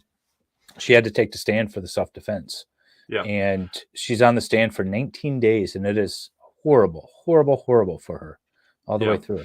Yeah. And this is a woman who saves everything. She saves every receipt, every piece of clothing. I mean, she saves everything except the things she claims Travis did to her. There's no text messages about it. There's no emails about it. She has the clothes she claimed he made her wear. The only one is the Travis T-shirt. Property of Travis or whatever it says. Yeah, which was a joke kind of thing, apparently. Yeah. She bought for herself. She bought for herself. But she saves the stuff that incriminates her, like the photographs of her, not only all of her holes and all of Travis, but placing her at the time and date of the unaliving, but also the photos of her in the act of unaliving him, and then saying, "Oh, well, those look like my pants," when she showed the picture. Oh, no, of the dead body in the blood. I have the same pants at home, but that's I not think them. we rewatched it. We rewatched it, and I think she said, "Those are my pants." Okay. I think she said that. So she's just, and then she saves the gas receipts. She's just, everything that you could do. I thought she was the smartest person in the room. Yeah. Oh, yeah. She thought she was the smartest person in the room. Definitely. Yeah. Because she has gotten away with everything her whole life. She has this, she has a boyfriend, then she lines up the next boyfriend before she breaks up with the previous boyfriend. She has done that all her life until Travis broke up with her. Yep. And she couldn't handle that. She was very jealous. Yeah. I will say that to some of Jodi's credit. He was playing her. He was using her as the three-hole wonder, like he said to his friends. She was simply a smexy object for his enjoyment whenever he felt the need. But otherwise, he was going out and trying to find his wife. And so that's a bad thing. She was kind of used. Doesn't justify what she did. But he wasn't a good guy. Yep. Cheap fiddle. Played her like a cheap fiddle. Yeah, no, I would agree. Absolutely. So we are on, this is her 5th day on the stand. And Jodi is going to be with us through the new year. And if you were to leave Pasadena at about the time that you said that you were going to leave, you would have arrived up in the West Jordan area at about maybe 10, 11 o'clock the next morning, right? If I drove straight through, I think that's right. It's about a 12-hour drive, I think is what you testified to, right? That sounds right, yes. But in talking to Mr. Burns, you never told him that you were not going to go straight to Utah, did you? Of course. McKinley, the other thing too is that Jodi and her attorney did not get on well. Oh no! This was, I think, her 5th attorney. He tried to quit right before the trial. During direct examination, which lasted 2.5 days, you could tell that they were not on the same page. And to the point where the judge instructed Jodi twice to answer only the questions from her attorney. So she was non-responsive essentially to her own attorney's questions. And then cross-examination goes on for I don't know how long. Then there's redirect. Then there's 2 full days and 200 jury questions to Jodi. So so that's kind of where the 19 days comes from. And then I think there's probably some follow-up questions, I would imagine, after the jury questions. I would probably have some. I could just imagine. And but Mr. Normie is now a commentator at Law and Seaward, I think. Yes, he is. After he voluntarily gave up his law license after producing a book, a tell-all book about him and Jodi that she did not authorize. Yeah. And the prosecutor, a few years later, went out of... he voluntarily stepped down because he made stuff with his female office workers that would have had him disbarred, but he stepped down to avoid it. He wasn't disbarred for this. And then Nick had read most recent appellate brief opinion on this case. And apparently the appellate court was pointing to a lot of shenanigans by the prosecution in this case. And we hadn't really seen a lot until this cross-examination. It's getting spicy. Yeah, we did see about a month and a half ago in the in-between that when the defense tried to have a mistrial because surprise witness and one of the defense witnesses were talking to the prosecution to give them hints on what's coming up. Yeah, it was all kinds of bad. Yeah. And then he dropped the camera in the courtroom. It was riddled with miscarriage but not enough to overturn or get her a new trial. You want to rewatch the Jodi Lifetime movie? We could do that. I still have it. We and McKinley, by the way, we do some movies in my Discord. We did the Jodi Arias Lifetime movie a couple of months ago. We could do that again. And we'll get past the holidays and we'll do it again. No, I didn't tell him that. In any conversations prior to arriving in Mesa that night or the next morning, you never communicated to Mr. Burns that you were going to take a detour, did you? No, I didn't. And you never contacted Matthew McCartney to tell him that you were going to take a detour, right? I attempted to contact him. Oh, we can do this too. Before I decided. Can you send me a link for this? The answer is you didn't let him know, okay. right? No, he didn't answer. The bottom line is he didn't know either, right? That's right. And Mr. Brewer, you didn't call to let him know that either, right? I think I called him too. I called both of them because I couldn't find my car charger or my phone charger. It was a phone charger. You called both of them, but you didn't let either of them know of the change in plans, correct? Say that again. You called both of them at whatever time, but you never informed either of them of the change in plans, your supposed change in plans, right? Yes, that's correct. One of the things that you took on this trip, of course, was the gas cans, right? Yes, I did. Right. I know. The other thing that you took when you took this trip was that you also brought a gun. Put it on the list. Absolutely not.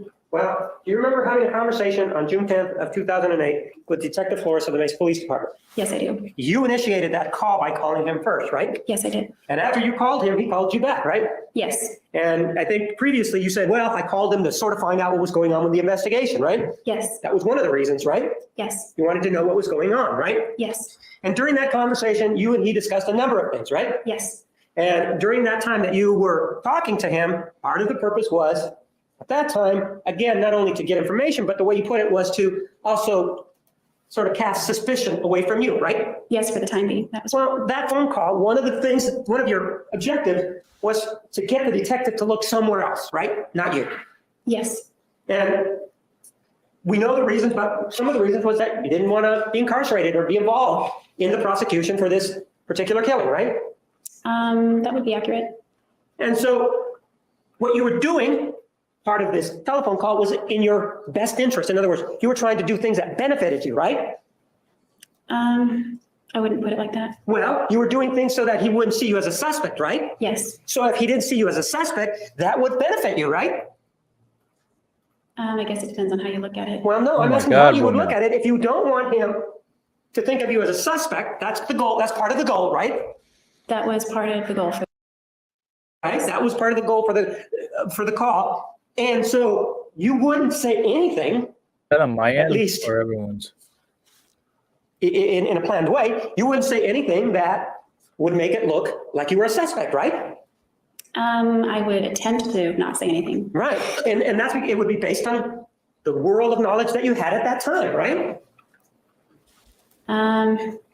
I guess. Well, no, you wouldn't call up and say, oh, I was the person that killed Mr. Alexander. You're not calling to say that, right? No, I wasn't ready to say that. No. And you're not calling to say, you know, you really should look at this part of the desert because that's where I threw the gun, right? No. No, what you were trying to do is you were trying to say, look, I'm giving you all the information that I know so that you can look at somebody else, right? I wasn't thinking of somebody else, just I was thinking not me. All right, I'm giving you this information so that you don't look towards me, right? Yes. So when you are doing that, you wouldn't purposely say things to hurt you, would you? Hurt your case. I don't know. You think that you would purposely Well, you say things don't to talk to hurt the police. your case? Probably not. That wasn't really my goal. No, that wasn't your goal, so you really wouldn't, would you? But you really, right? I didn't consider it my case, but no, I wouldn't say things intentionally to hurt myself. Okay, but you and he did talk about whether or not Mr. Alexander owned a gun, right? Yes, I did. And at that time, you did not know that you were being tape recorded, do you? I assumed I was. You assumed it was, but you didn't know, right? I was told it was. Who told you that it was? Did the detective tell you in advance? An attorney told me. In advance of you making the call? Yes, So you knew before you made the call that your conversation with the detective was going to be taped, right? they said they are. Yes. So all the more reason then, knowing that it's going to be taped, it's all the more. Sorry, what was that? Did she just give up attorney-client privilege against that attorney who gave her the advice that she might get recorded if she called the cops? Yeah, she talked about him before. Apparently, he was a very expensive, high-profile attorney that that she claims she talked to. Now, I can't remember exactly if she was just like BSing or if she actually did talk to this attorney. I would imagine that most attorneys are be like, you know, here's your free piece of legal advice. Don't talk to anyone about anything ever. So I can't imagine that even if she called this guy just for like a free consultation or something, that he didn't tell her to do that. But it's her privilege to give up. So it's fine if she wants to breach it. Yeah. There's obviously no objection from defense counsel, which is where you would generally see an objection. But again, more reason for you to be on the lookout, if you will, or be careful to not say anything to, incriminate you, Yes. right? And so knowing that, you still made a statement about a gun, didn't you? Yes, I didn't follow the attorney's counsel. I'm not asking you whether or not you followed anybody's counsel. I'm just asking you, ma'am, whether or not you made a statement involving a gun. Yes, I did. And it isn't like Detective Flores came looking for you, right? You mean physically? No, called you. He never called you first, right? First, no, he didn't. No, you were the one that actually sought him out, right? Yes, And he returned your call, right? yes. At that point, for all you knew, he didn't even know that you even existed, for all you knew, right? No, I already knew that he knew. Well, how could you possibly know what he knows, ma'am? I was going off of hearsay. Well, but you don't really, it's what people tell you, but you don't know what he really knows, do you? Do I know what he knows inside his head? No, I don't. But I knew that he knew about my name. No, that's what you believe, but you don't know that, right? That's what I had a strong belief. All right, and so you made a statement, and that statement is Exhibit 273. Let's listen to it.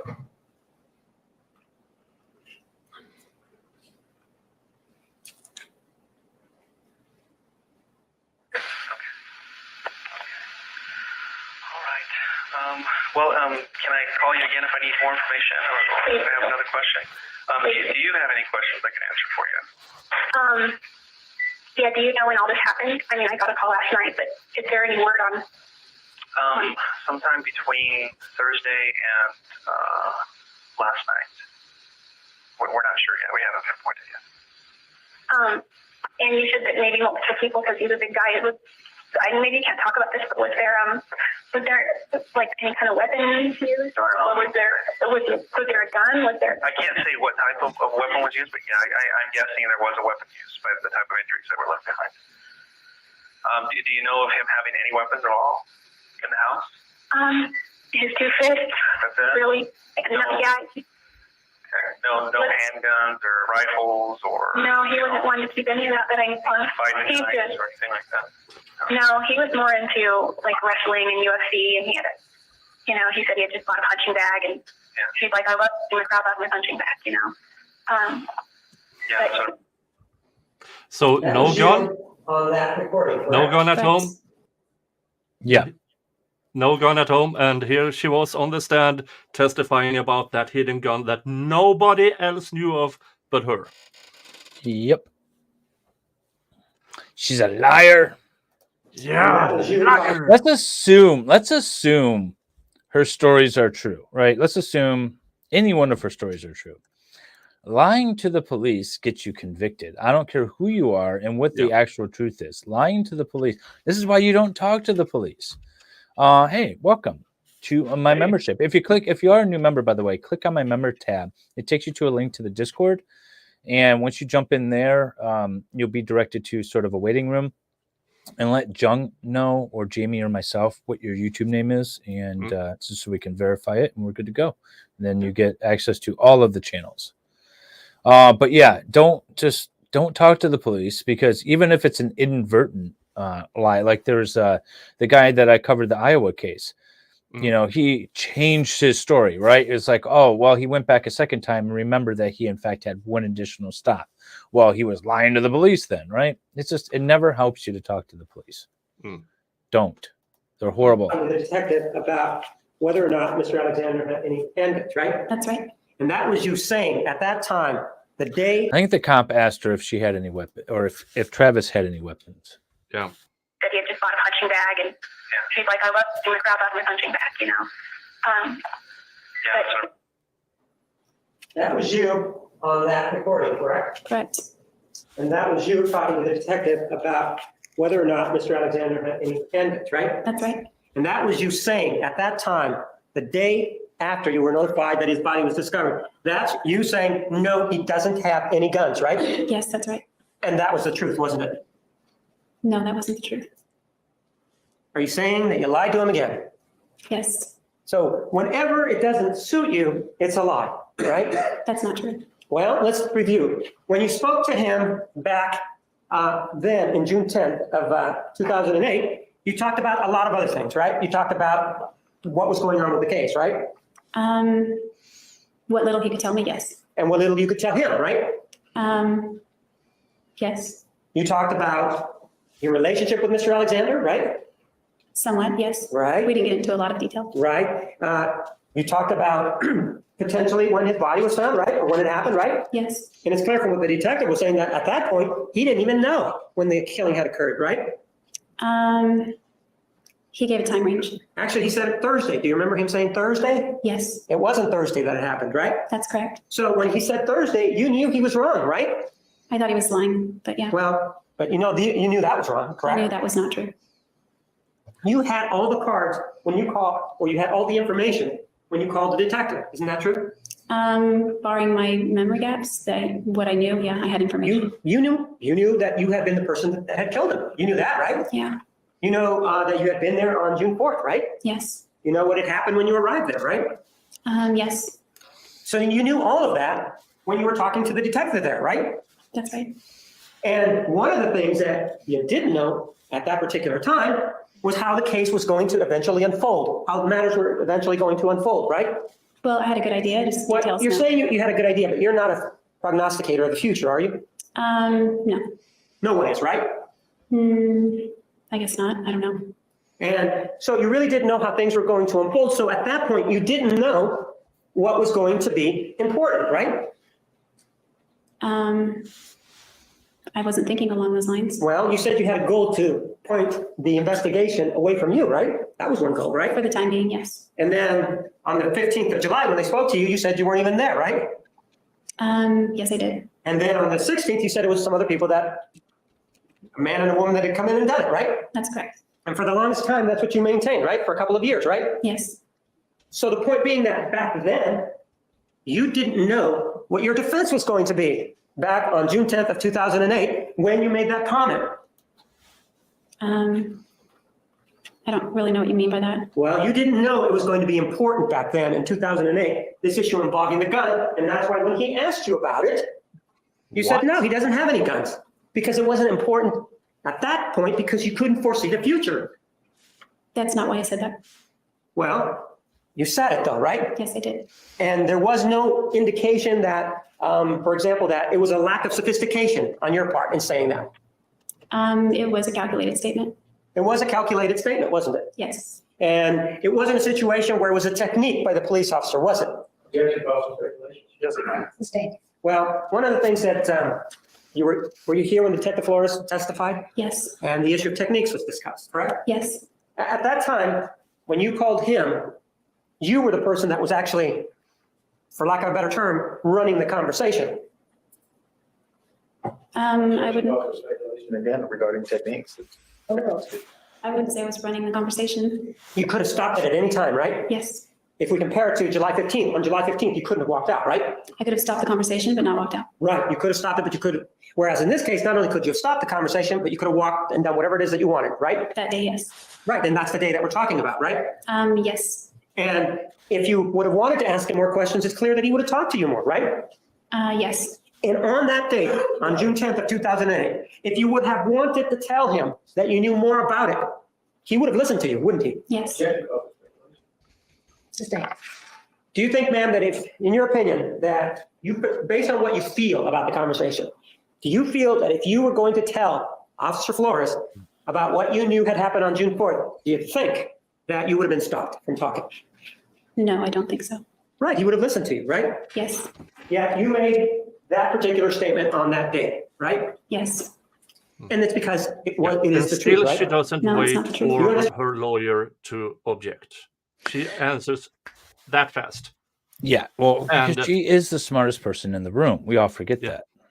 Yeah. But Because now he's getting objection sustained, but she already answered. So, yeah, I heard that. Does cross-examination have a mercy rule? Nah, not really. No. no. This is why you don't put your lying guilty defendant on the stand. Mm. No, she tries to talk herself out of every situation because it's worked her entire life until Yeah. now. So she feels like she can wordsmith her way out, and it's not going to happen, Jodi. It's not going to happen. Mr. Alexander never went shooting any guns, right? No. And you never saw Mr. Alexander with that gun in his hand ever, did you? Any gun in his hand, right? That's not true. So you did see him with guns in his hand when you were with him. At one time I did, yes. And were the guns his? It was not guns plural, it was one gun and it was his. So he had a gun back then? Yes. When was this? I discovered it in the fall 2007. No. I'm asking in terms of Mr. Alexander being the owner of a gun. When do you say that you knew he was the owner of a gun? The fall 2007. Is this the gun that we're talking about that you claim was used in the shooting? It is the one. That's what you claim, right? Yes. And with regard to that particular gun, you said that you supposedly found it somewhere. Where was the ammunition for it? Inside the gun. Inside where? I guess it was inside the gun. Do you even know if it was loaded? He told me it was not loaded, but So you don't even know if it was loaded, and you claim that he told you it wasn't loaded, right? in the fall when I found it, he said it was not loaded. Okay, so you believe it's not loaded, and you haven't received any statements to the contrary, right? No, he took it one night when he was, So you haven't received any statements to the contrary, right? from him, I did receive statements to the contrary. But knowing that then, according to you, now you say that he had a gun in 2007, you got on the phone and you said, no, Mr. Alexander didn't have any weapons, or no, any guns. You said that specifically, right? Yes, And now you come in and you tell us that, yes, he does have guns, or at least one gun, right? at least one that yeah. Right. Your grandfather also had guns, didn't he? Yes, he had rifles and shotguns. And he also had smaller guns too, didn't he? I don't think so, not plural. Okay, he had a small gun then, right? I don't know what it was. Well, do you How remember? small it was. Pardon? I don't know how small it was. Well, was it one of What do you think, Nick? Okay, so we are obviously watching this in hindsight. We know the outcome of this case, but still, I feel like if I was watching this in real time, I would still have an issue with her stories. Yeah, I mean, I'm trying to be fair and honest.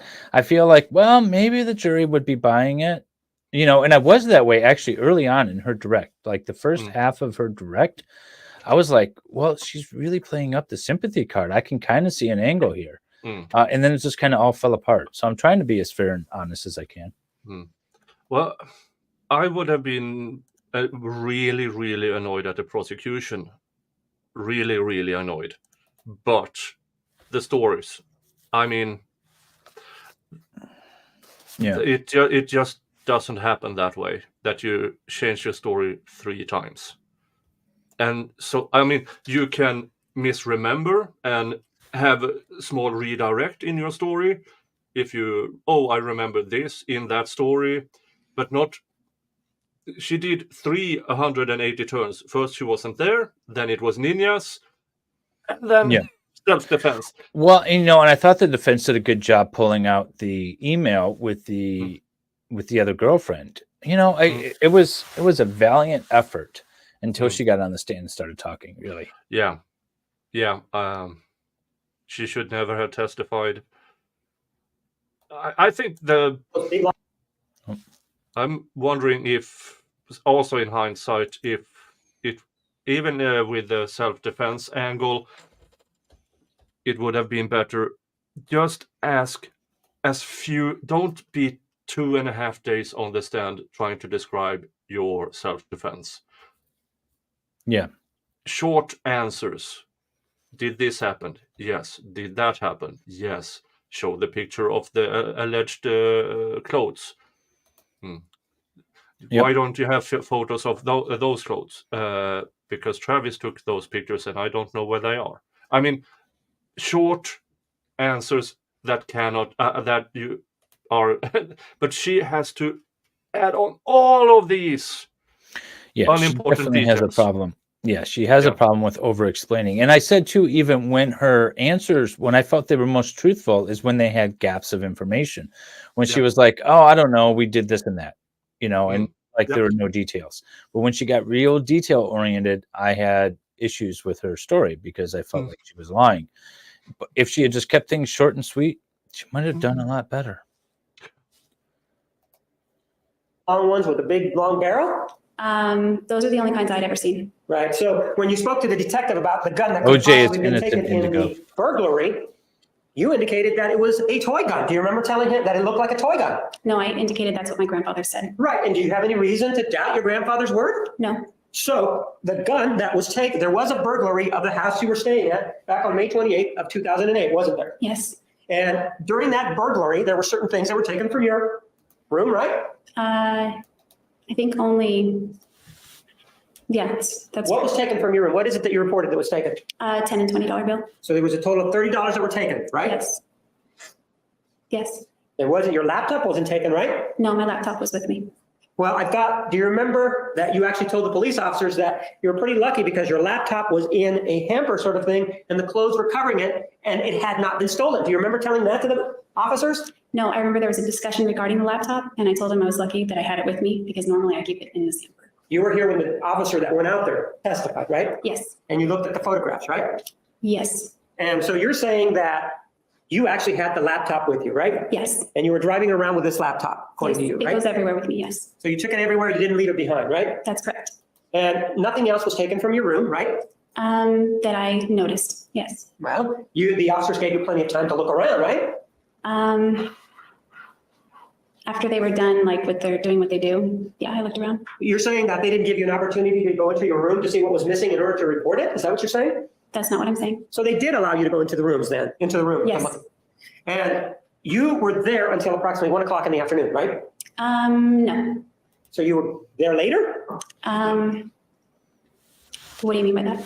I mean, were you there later than 1 o'clock? No, So you were there at 1 o'clock then, right? I was there at 1 o'clock, but I wasn't there like all day the way you asked. Right. You were there approximately at 1 o'clock, right? Yes, my sister and I. And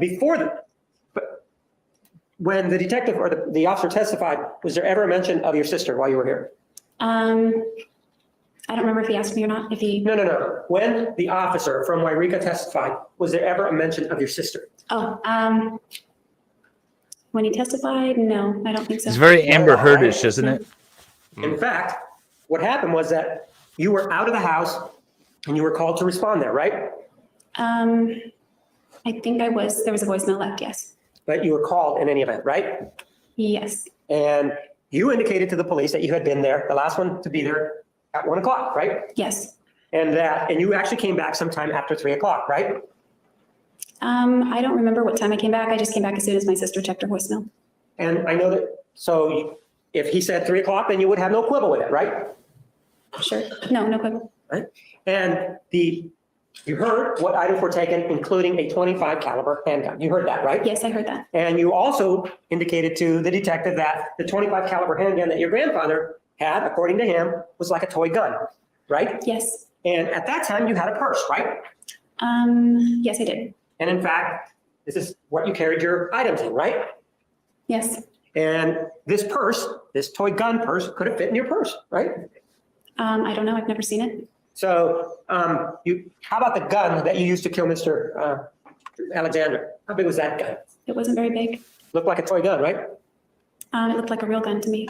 Well, and it could fit in your purse, couldn't it?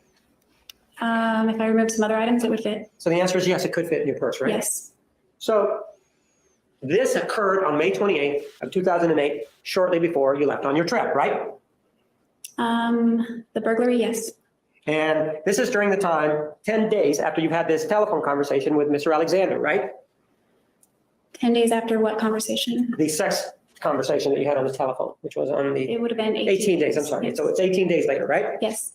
And so you are still having conversations with Mr. Alexander, correct? Yes. And you indicate that, well, I really wasn't going to go visit him, right?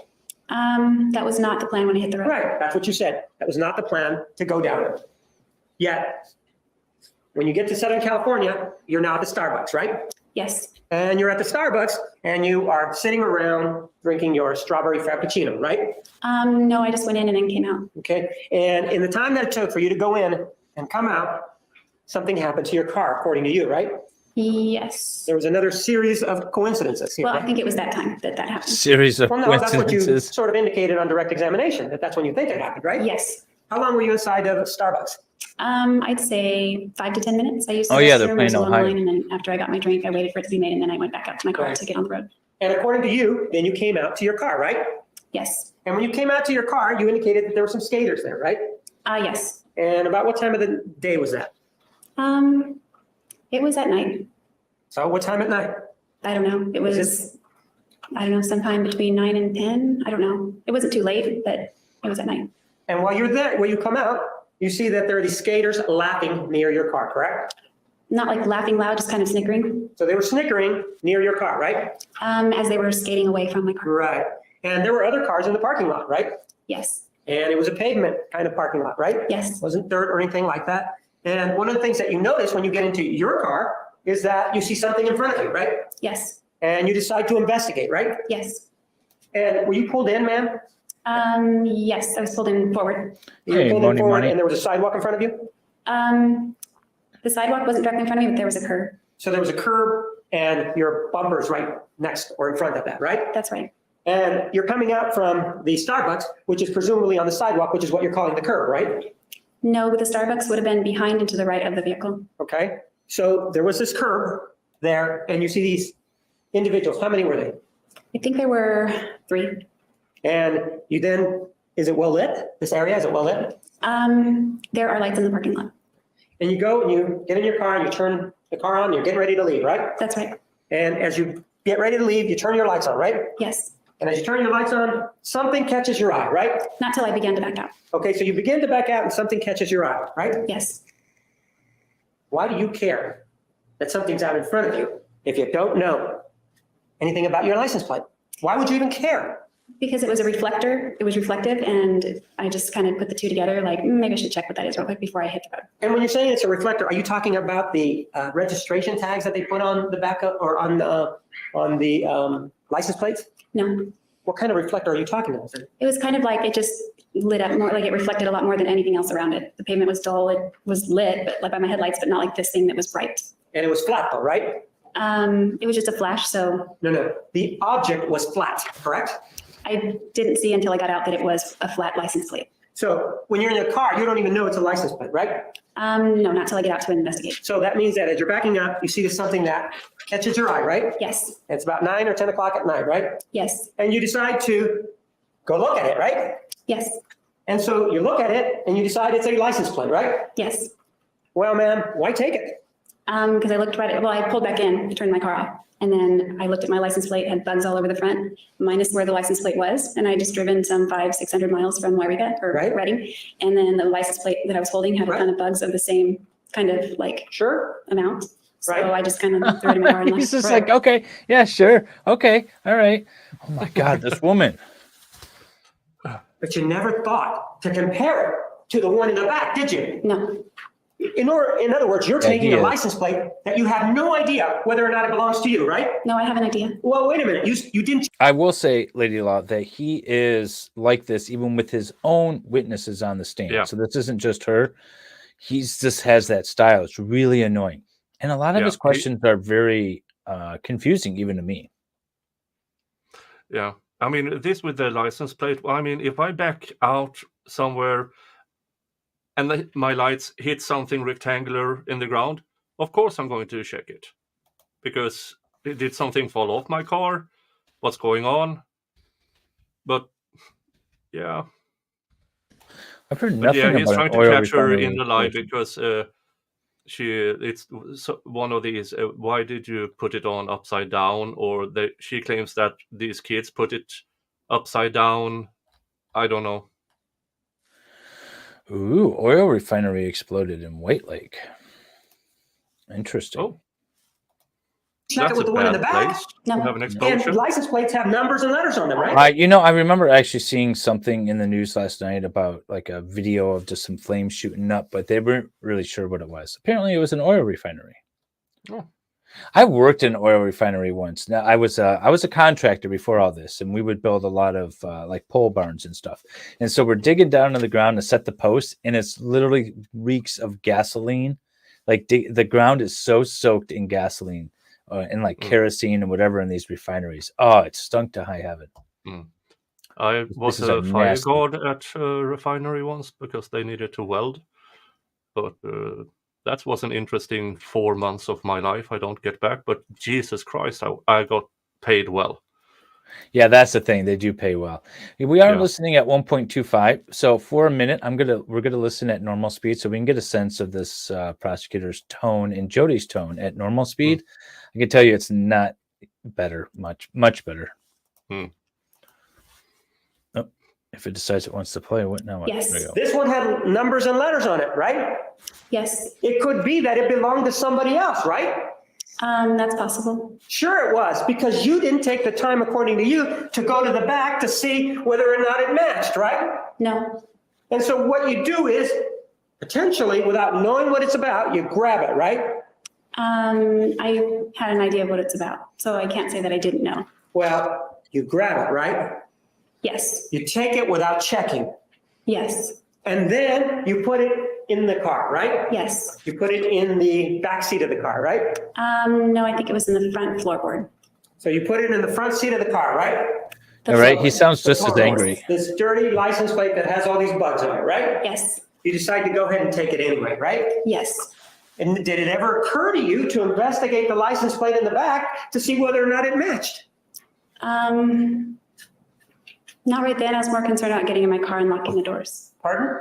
I was more concerned about getting in my car and locking the doors. Because you were concerned for your safety, right? Somewhat, yes. Well, if you're concerned for your safety, why are you getting out to go check on something that is just shining there?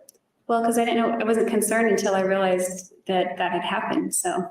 Well, no, but if you're concerned for your safety, why are you getting out and exposing yourself? I did get out after the concern arose. Overruled. I Normally never it's, sounded angry. Okay. I never Normally sounded it's- angry in my case. Sorry, what was that? Normie is dressed for funeral today. I saw. I didn't notice it last week. Maybe did it change during lunch? No, he was wearing that. He's been wearing that for day 24. I noticed that. Oh. I noticed he was dressed because I noticed the court reporter is wearing a bright purple shirt and Nurmi was wearing like a white shirt. And so they just exchanged outfits. You may continue. I didn't get out until the concern. Let me ask it again. If you are afraid for, you told us that you were afraid. Can you answer the question before he interjects? Restate your question. You indicated that you were afraid for your safety. That's why you didn't check the front license plate, the license plate that you found with the one in the back, right? No, I indicated that getting in the car and locking the doors was what was on my mind. Checking it with the back didn't occur to me. But I asked you about it, and just now you said, well, I got in the car, I locked the doors, and I was sort of in a hurry to do that because you were worried about your safety. You said that, right? It was a concern. It wasn't, I wasn't like Right. scared or anything, but it was a concern. Right. It was such a concern that, well, he didn't usually have a knife in his bedroom, correct? Yes, it calls for speculation. Overruled. To my knowledge, Interesting. that's correct. He never did. Right. And this would be the first time that you ever saw that he had a knife in his bedroom, right? That I saw, yes. And so where did he cut the rope? Not what on the rope, not where on the rope, but That where was, in the house. In the I bathroom. think So there's he did it in part the missing. bathroom. Did he? Yeah, part of the video was missing apparently. And we'll give Oh. it, we'll take this opportunity to mention Veilhammer Media has edited all of this for us.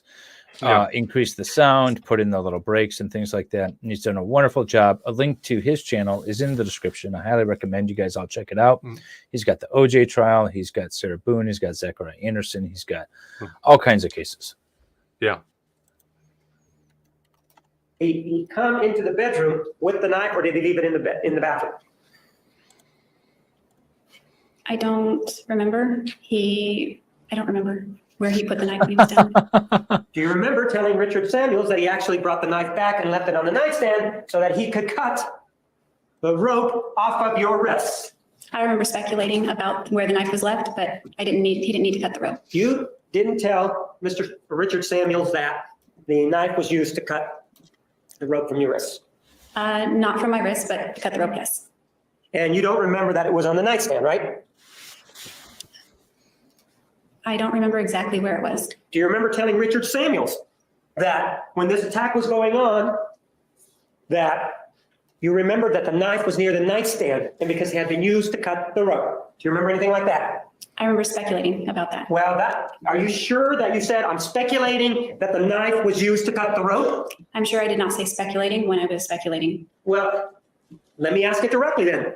Are you saying that the knife was used to cut the rope from your wrists or not? Not from my wrist, but to cut it, yes. I understand to cut it. I asked wrists. From your wrist, was the knife used to cut the rope from your wrist? No. You remember somebody by the name of Cheryl Carp? Yes. And you discussed the same incident with her, didn't you? Yes, I did. So again, are you sure that the knife was not necessary to cut the rope from your wrist? I'm sure it wasn't necessary to cut it off of me. And not only was it not necessary, that's not what was done, correct? Cut off? Right. That's correct. You slipped your hands out, correct? Yes. And then you continued with the activities of the day, correct? Yes. Whatever it was that you guys were going to do, correct? Yes. You keep talking about a movie, and there's an indication perhaps that there's a movie that was made, but it wasn't made, if there was one, with Mr. Alexander's camera, correct? I don't remember which camera we used because mine did movies too. And his was kind of new to me, so it was a little bit hard to figure out all of the features on it.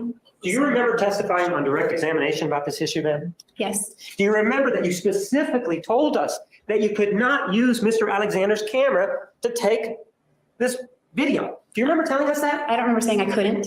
Do you remember that you said that? There is another defense counsel there, a woman. You see her in the background sitting next to her defense attorney. And then there is a mental health professional that's also involved in the case. But I don't know. For whatever reason, he's asking most of the questions. It couldn't be done for whatever reason. The prosecutor, that's his thing. He does everything by himself. He has the lead detective at his table, but he doesn't have an assistant, or at least not at trial. And I agree with that. Actually, I like to do everything myself as well, and I want to read everything and know everything and be familiar with all the exhibits myself.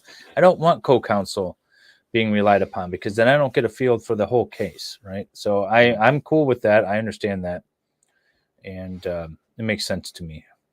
You guys couldn't do it? Objection, this characterizes her testimony. No, I think I was talking about the timer. Ma'am, do you remember, let's just take a look at Exhibit 167. Remember talking about this particular photograph and saying, I was trying to set up the camera so that we could take a video, but it didn't work because you didn't know how to do it. Do you remember telling us that? Yes, I remember that. So now you remember, right? Yes. Well, you said couldn't. It doesn't mean I couldn't. I just couldn't figure it out. It doesn't mean I couldn't take a video if I didn't sit and try to figure it out. But we were in the mood and didn't want to sit and tinker with it. What are you saying in terms of the camera? What are you saying in general? Did you attempt to use Mr. Alexander's camera to videotape the sexual activity? Yes or no? Yes. Remember just now you told me that you didn't, or that you couldn't remember? That I couldn't. Use his camera. I couldn't remember which camera we ultimately used. So, but do you remember that previously in this hearing, in this trial, you told us that you could remember? Could remember what? What are we talking about again here? We're talking about videotaping the sexual activity in which camera is involved. Do you have any problem understanding that? No. So, do you remember on direct examination that you told us something different than what you're telling us now? Objection, this characterizes her testimony, Judge. Overruled. I'm just answering the questions to the best of my memory, so. I'm not asking you if you're answering the questions to the best of your memory, am I? No. I'm asking here we go again. whether you have changed your story from testifying earlier to now. That's what I'm asking you. The answer is no. Well, then, do you remember testifying that you and Mr. Alexander, when this photograph was taken, were attempting to use his camera to videotape the activity? Do you remember telling us that? I don't remember specifically saying that, but that would be accurate. And that's something that you didn't tell us previously now. You've now changed that from what you told us a couple of minutes ago, right? Objection, this characterizes her testimony, Judge. Overruled. I don't think so. I think it's all consistent. You're just asking different questions. Okay. And then after doing that, there was a situation where you got up and you got your camera, right? The defense counsel was disbarred for writing a tell-all book about Jodi Arias. The prosecutor was disbarred for having inappropriate relations with some colleagues. Yes. And you say that this camera was used to videotape the activity, correct? Correct. So where's the rope? At this point, I guess it would be somewhere on the floor. Why would it be on the floor if it was already on the floor to start with? The part that was not used went on the floor to start with, I think. Don't mean to be exploitive about this, but we'll start. Yes, you Well, do. she essentially said This that. photograph here. Straight, to be fair, she said it wasn't ninjas, that she was lying about that. It was her.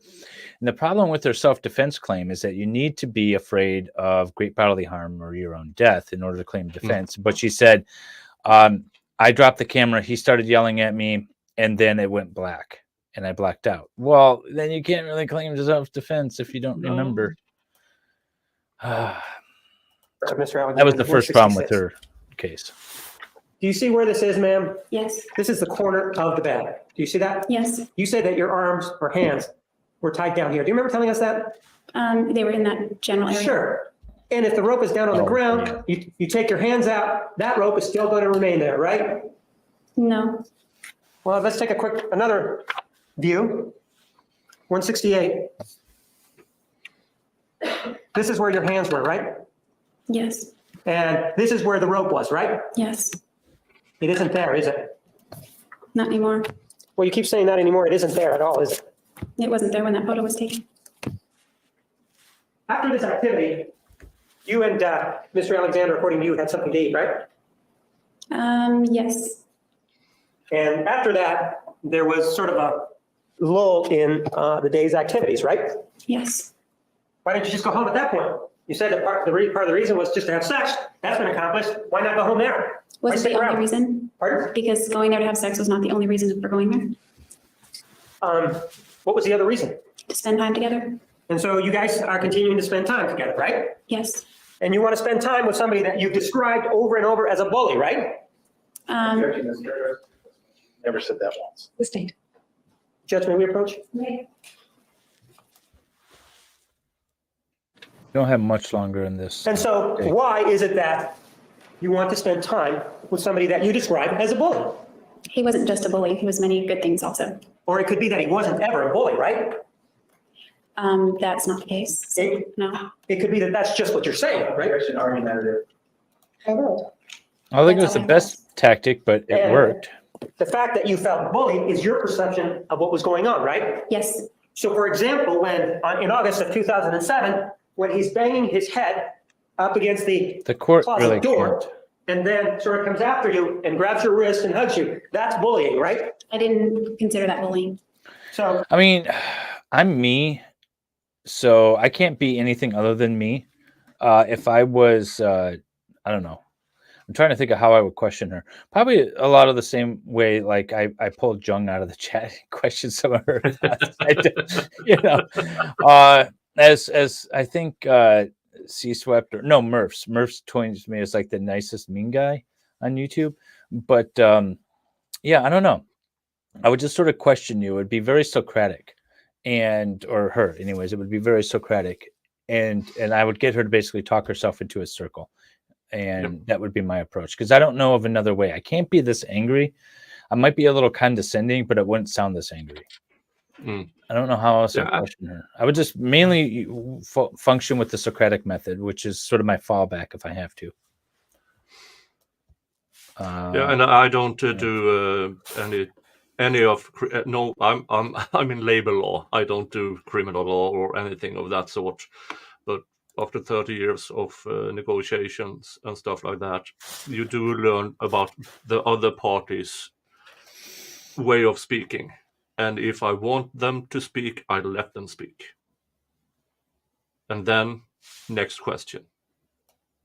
And then next question. Becca I don't just go. broke me.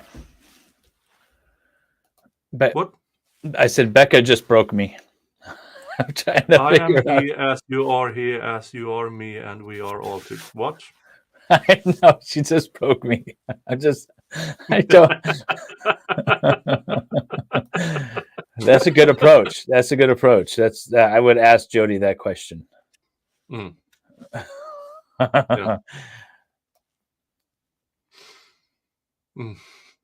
David, Hi, I'm Eric. waiting I'm sitting on your channel waiting. Hi, Nick. Well, but again, it's your perception I'm of late. what he's doing I know. that constitutes We're gonna get your through this, definition Dave. of what bullying is, correct? Yes, when I feel you bullied. can hang out for a bit here.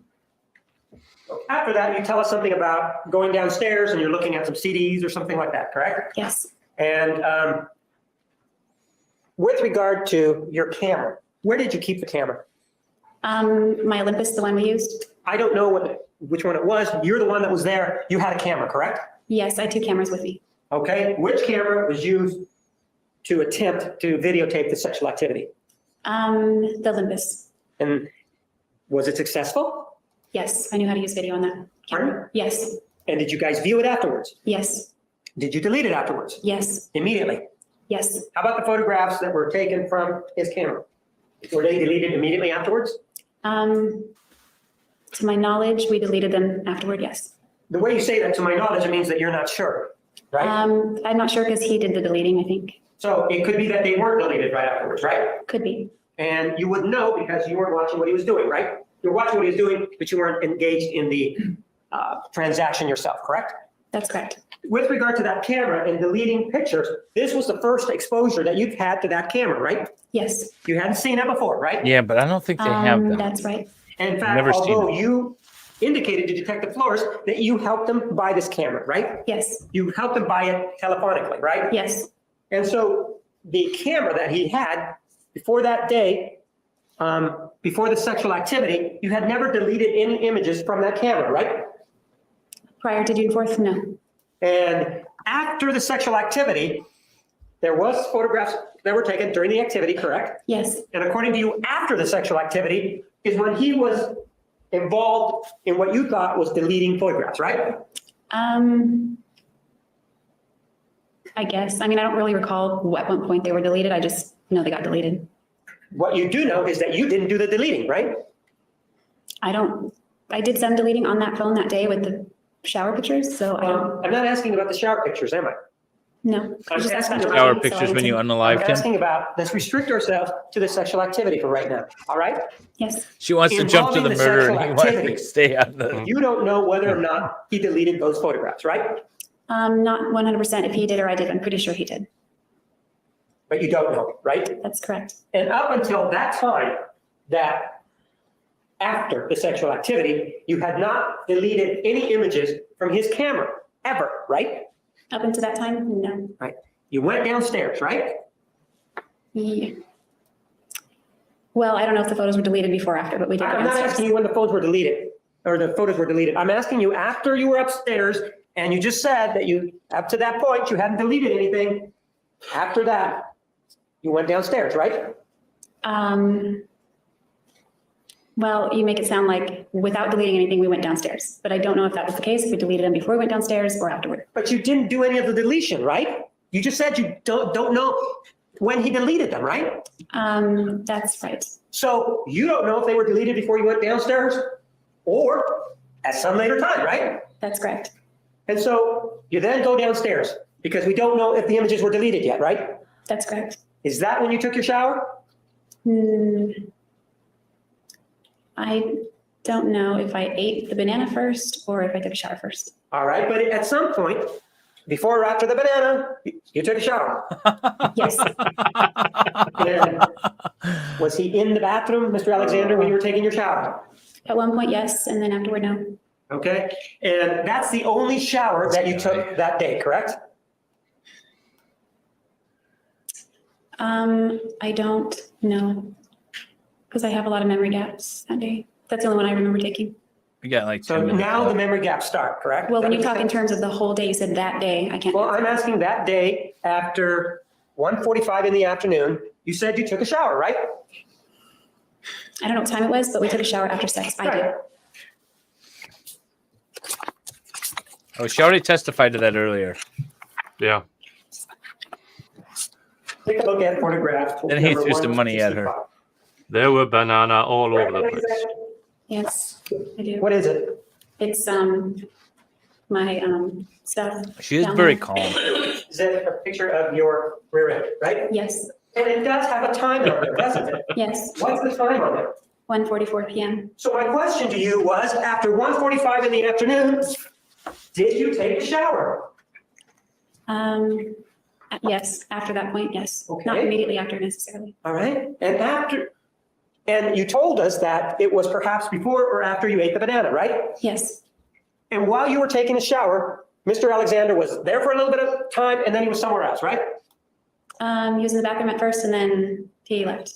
And you took a shower in the same place where you placed his body after you killed him, right? Yes, And after you took the shower, you got dressed in the pants that you were wearing at the time that you killed him, right? I believe so. When you say you believe so, was there a costume change throughout this whole event? Not that I recall.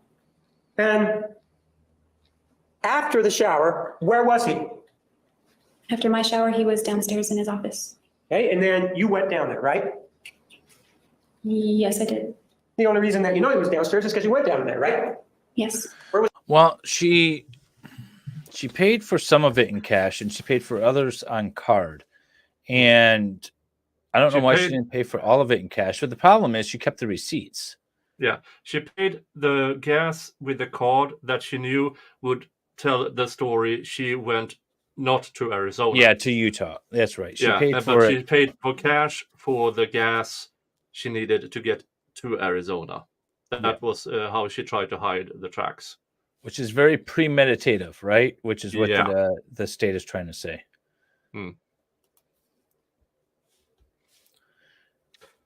What's your camera? She that? dipped on the banana peel into her knife. I don't know at that point if I put it in the car or afterward or what. I don't know. This was June 4th of 2008, right? Yes. And this was after 1:45 in the afternoon, right? Yes. Why would you put a camera in a very hot car in the Mesa area where temperatures can go over 105, 110 degrees? I didn't say I Outside. did. I didn't say I did. I said I didn't remember.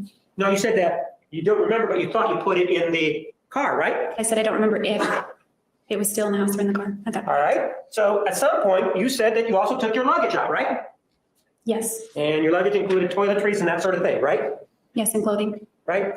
So when did you take your items out to the car? I don't remember the exact moment or I'm sequence. not asking the exact moment. Give me an hour period. I don't know. Well, what is it after 1:45? It was after that. Was it before 5:30? Probably. I don't recall. Well, the photographs in the shower at 5:30. Had you already taken your items downstairs? I'm not sure. I think, but I'm not 100%. Do you remember when you testified on direct examination regarding this issue? Yes.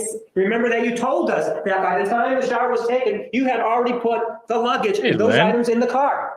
The luggage, yes. I'm not sure about the camera. I haven't seen you in a bit. I'm confused now. We aren't on trial for her innocence. We already know she did it at this point.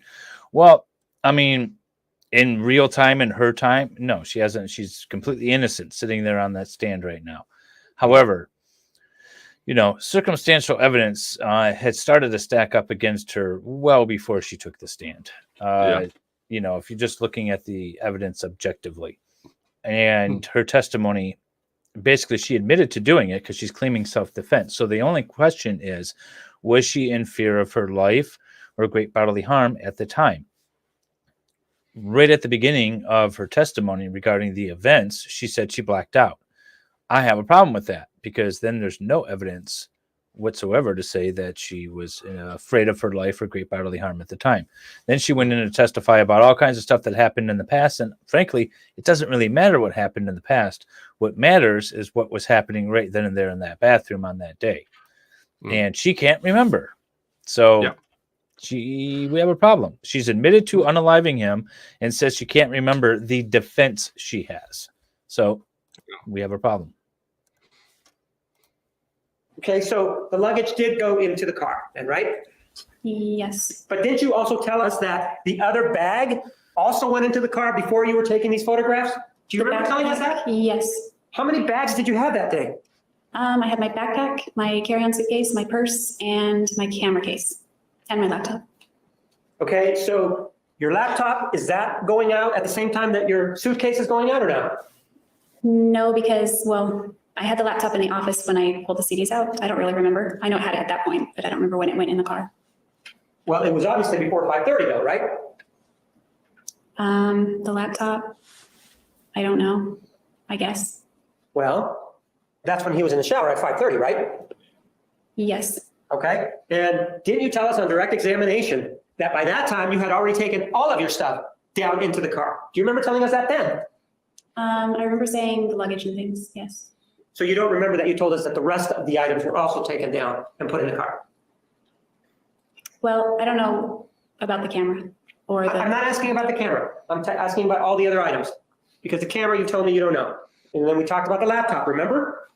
Yes. And so I'm asking you, when did the other items go down? Let's keep the camera out of this equation. When did the other items go down into the car? I don't know. Why is it that you don't know, ma'am? They're just details I don't remember. I remember some things and like major things and not, I don't know, they're details. Why is it that you don't remember the details today, but when you were talking about them within the last couple of weeks, you did remember them? Why is that? That's my point. Well, I was uncertain about those too. I just was, obviously it went in the car at one point. I just don't know exactly which point. But do you remember telling us last week that the luggage and the other items all went down into the car before 5:30. Do you remember telling us that? Not that specifically. And you don't remember telling us that the camera was included and that it also went down before 5:30. Do you remember telling us that at all? This is the I don't know. don't lie on the stand, because you have to All right, ladies and remember gentlemen, we're going to every take an evening single recess. word you say. Please be back in a Yes. designated area. Okay. We can start at 10:15 tomorrow. Is everyone available? All right. All right, that was day 24. Day 24 is in the bag. She is being caught up in all of her lies. Remember, her defense is self-defense. But she originally came there with the story of, I was nowhere near there. I was in Utah at some conference, which she clearly wasn't at. Then when all the photographs that she accidentally took during the unaliving, as well as the photographs she took before the unaliving, placed her there, she said, I was there, but ninjas broke in and did the unaliving. And then right before trial, she changed it to self-defense. I was there and I unalived him, but it was self-defense. And here's why: he was a horrible person abusing me. I don't think her self-defense gets there, though. Nope. Link me the Discord, please. Okay. So, Becca, you need to go to my main YouTube channel. Just go, click on my little icon at the bottom left, and it'll take you to the main page. Go to members. You'll see membership. And under that tab, there'll be a link to the Discord. And so you can go straight there. And when you get there, just tag Jung use the @ symbol, JUNG. She's on my page. Oh, Yeah. Oh, I'm sorry. But the same counts for my page. You go Didn't even notice. to the members section, and when you go there, you see members only content and a link to the Discord. It all works the same link, way. Yeah, if the Discord link doesn't work because it's expired, just say that as a comment, and I will provide you with a new link to my Discord. Did we call trying to get down attending a conference now? What? Oh, yeah. Well, it's the old school Netflix and chill, right? This is back in 2008 before Netflix. Yeah. So we're going to a conference. It was like back in my day, we're going to a church event. Oh, I missed you too, Lynn. I see you on Facebook, but I haven't seen you much in here. When I joined the union some 35 years ago, it was a different time. No, Discord is for members only, so we can't. Yeah. Because back then we tried to have these conferences with the workers' union, the trade workers' unions, and the teachers and nurses' unions at the same place because more fun. All right, you guys are going to be redirected to my Crumbly Cam Griff stream. I'm going to play a little video games, but pinned at the top of that chat, if you don't want to watch me play video games, but if you want to contribute to the Crumbly Cam, you can, and then you can go over and check out the George Zimmerman trial that Salvador is streaming. So that's what's going to happen after this. But I appreciate you all coming by. Remember, every Tuesday and Saturday at noon Eastern, 6 p.m. Swedish time, we will continue the Jodi Arias trial. We will be on day 25 very shortly on Tuesday. But Tuesdays tend to be our shorter days, so Saturdays are our longer days. And I'm glad we were able to get through this day. I would highly recommend you go check out last Saturday's stream if you guys missed it. That was a lot of fun. But that's about it. I have that coming up. Nicholas, you have Serial Killer Sunday, right? And Serial Killer Sunday tomorrow. I'm going to put that link up or that stream up. It's a Rumble only, but I also have updates on the Delphi case with Mo tomorrow. That's right. Also, not being up at the moment, but it will be. And on Monday, Young Thug trial starts with opening statements. That's going to be so exciting. Yeah. Are you ready? Are you ready for the next year of your life? Yeah, I will either live streams or recaps, or if it is an especially uninteresting week, I will make maybe recaps on a Friday or Wednesday and Friday and stuff like that. But yeah, gavel to gavel. Young Thug trial. Young Thug Rico trial. It's going to be, oh, that'll be fun. Will you enjoy? You will constantly be streaming, and I'll have a place to constantly pop in and out of. It'll be a good time. Yeah. Everyone, thank you very much for watching this wonderful trial with us today, and we will see you on the next stream. Take care. Yeah. Bye-bye. The State of Arizona versus Jodi Arias, verdict, count 1. We, the jury, duly impaneled and sworn in the above entitled action upon our oaths, do find the defendant as to count 1, first-degree murder.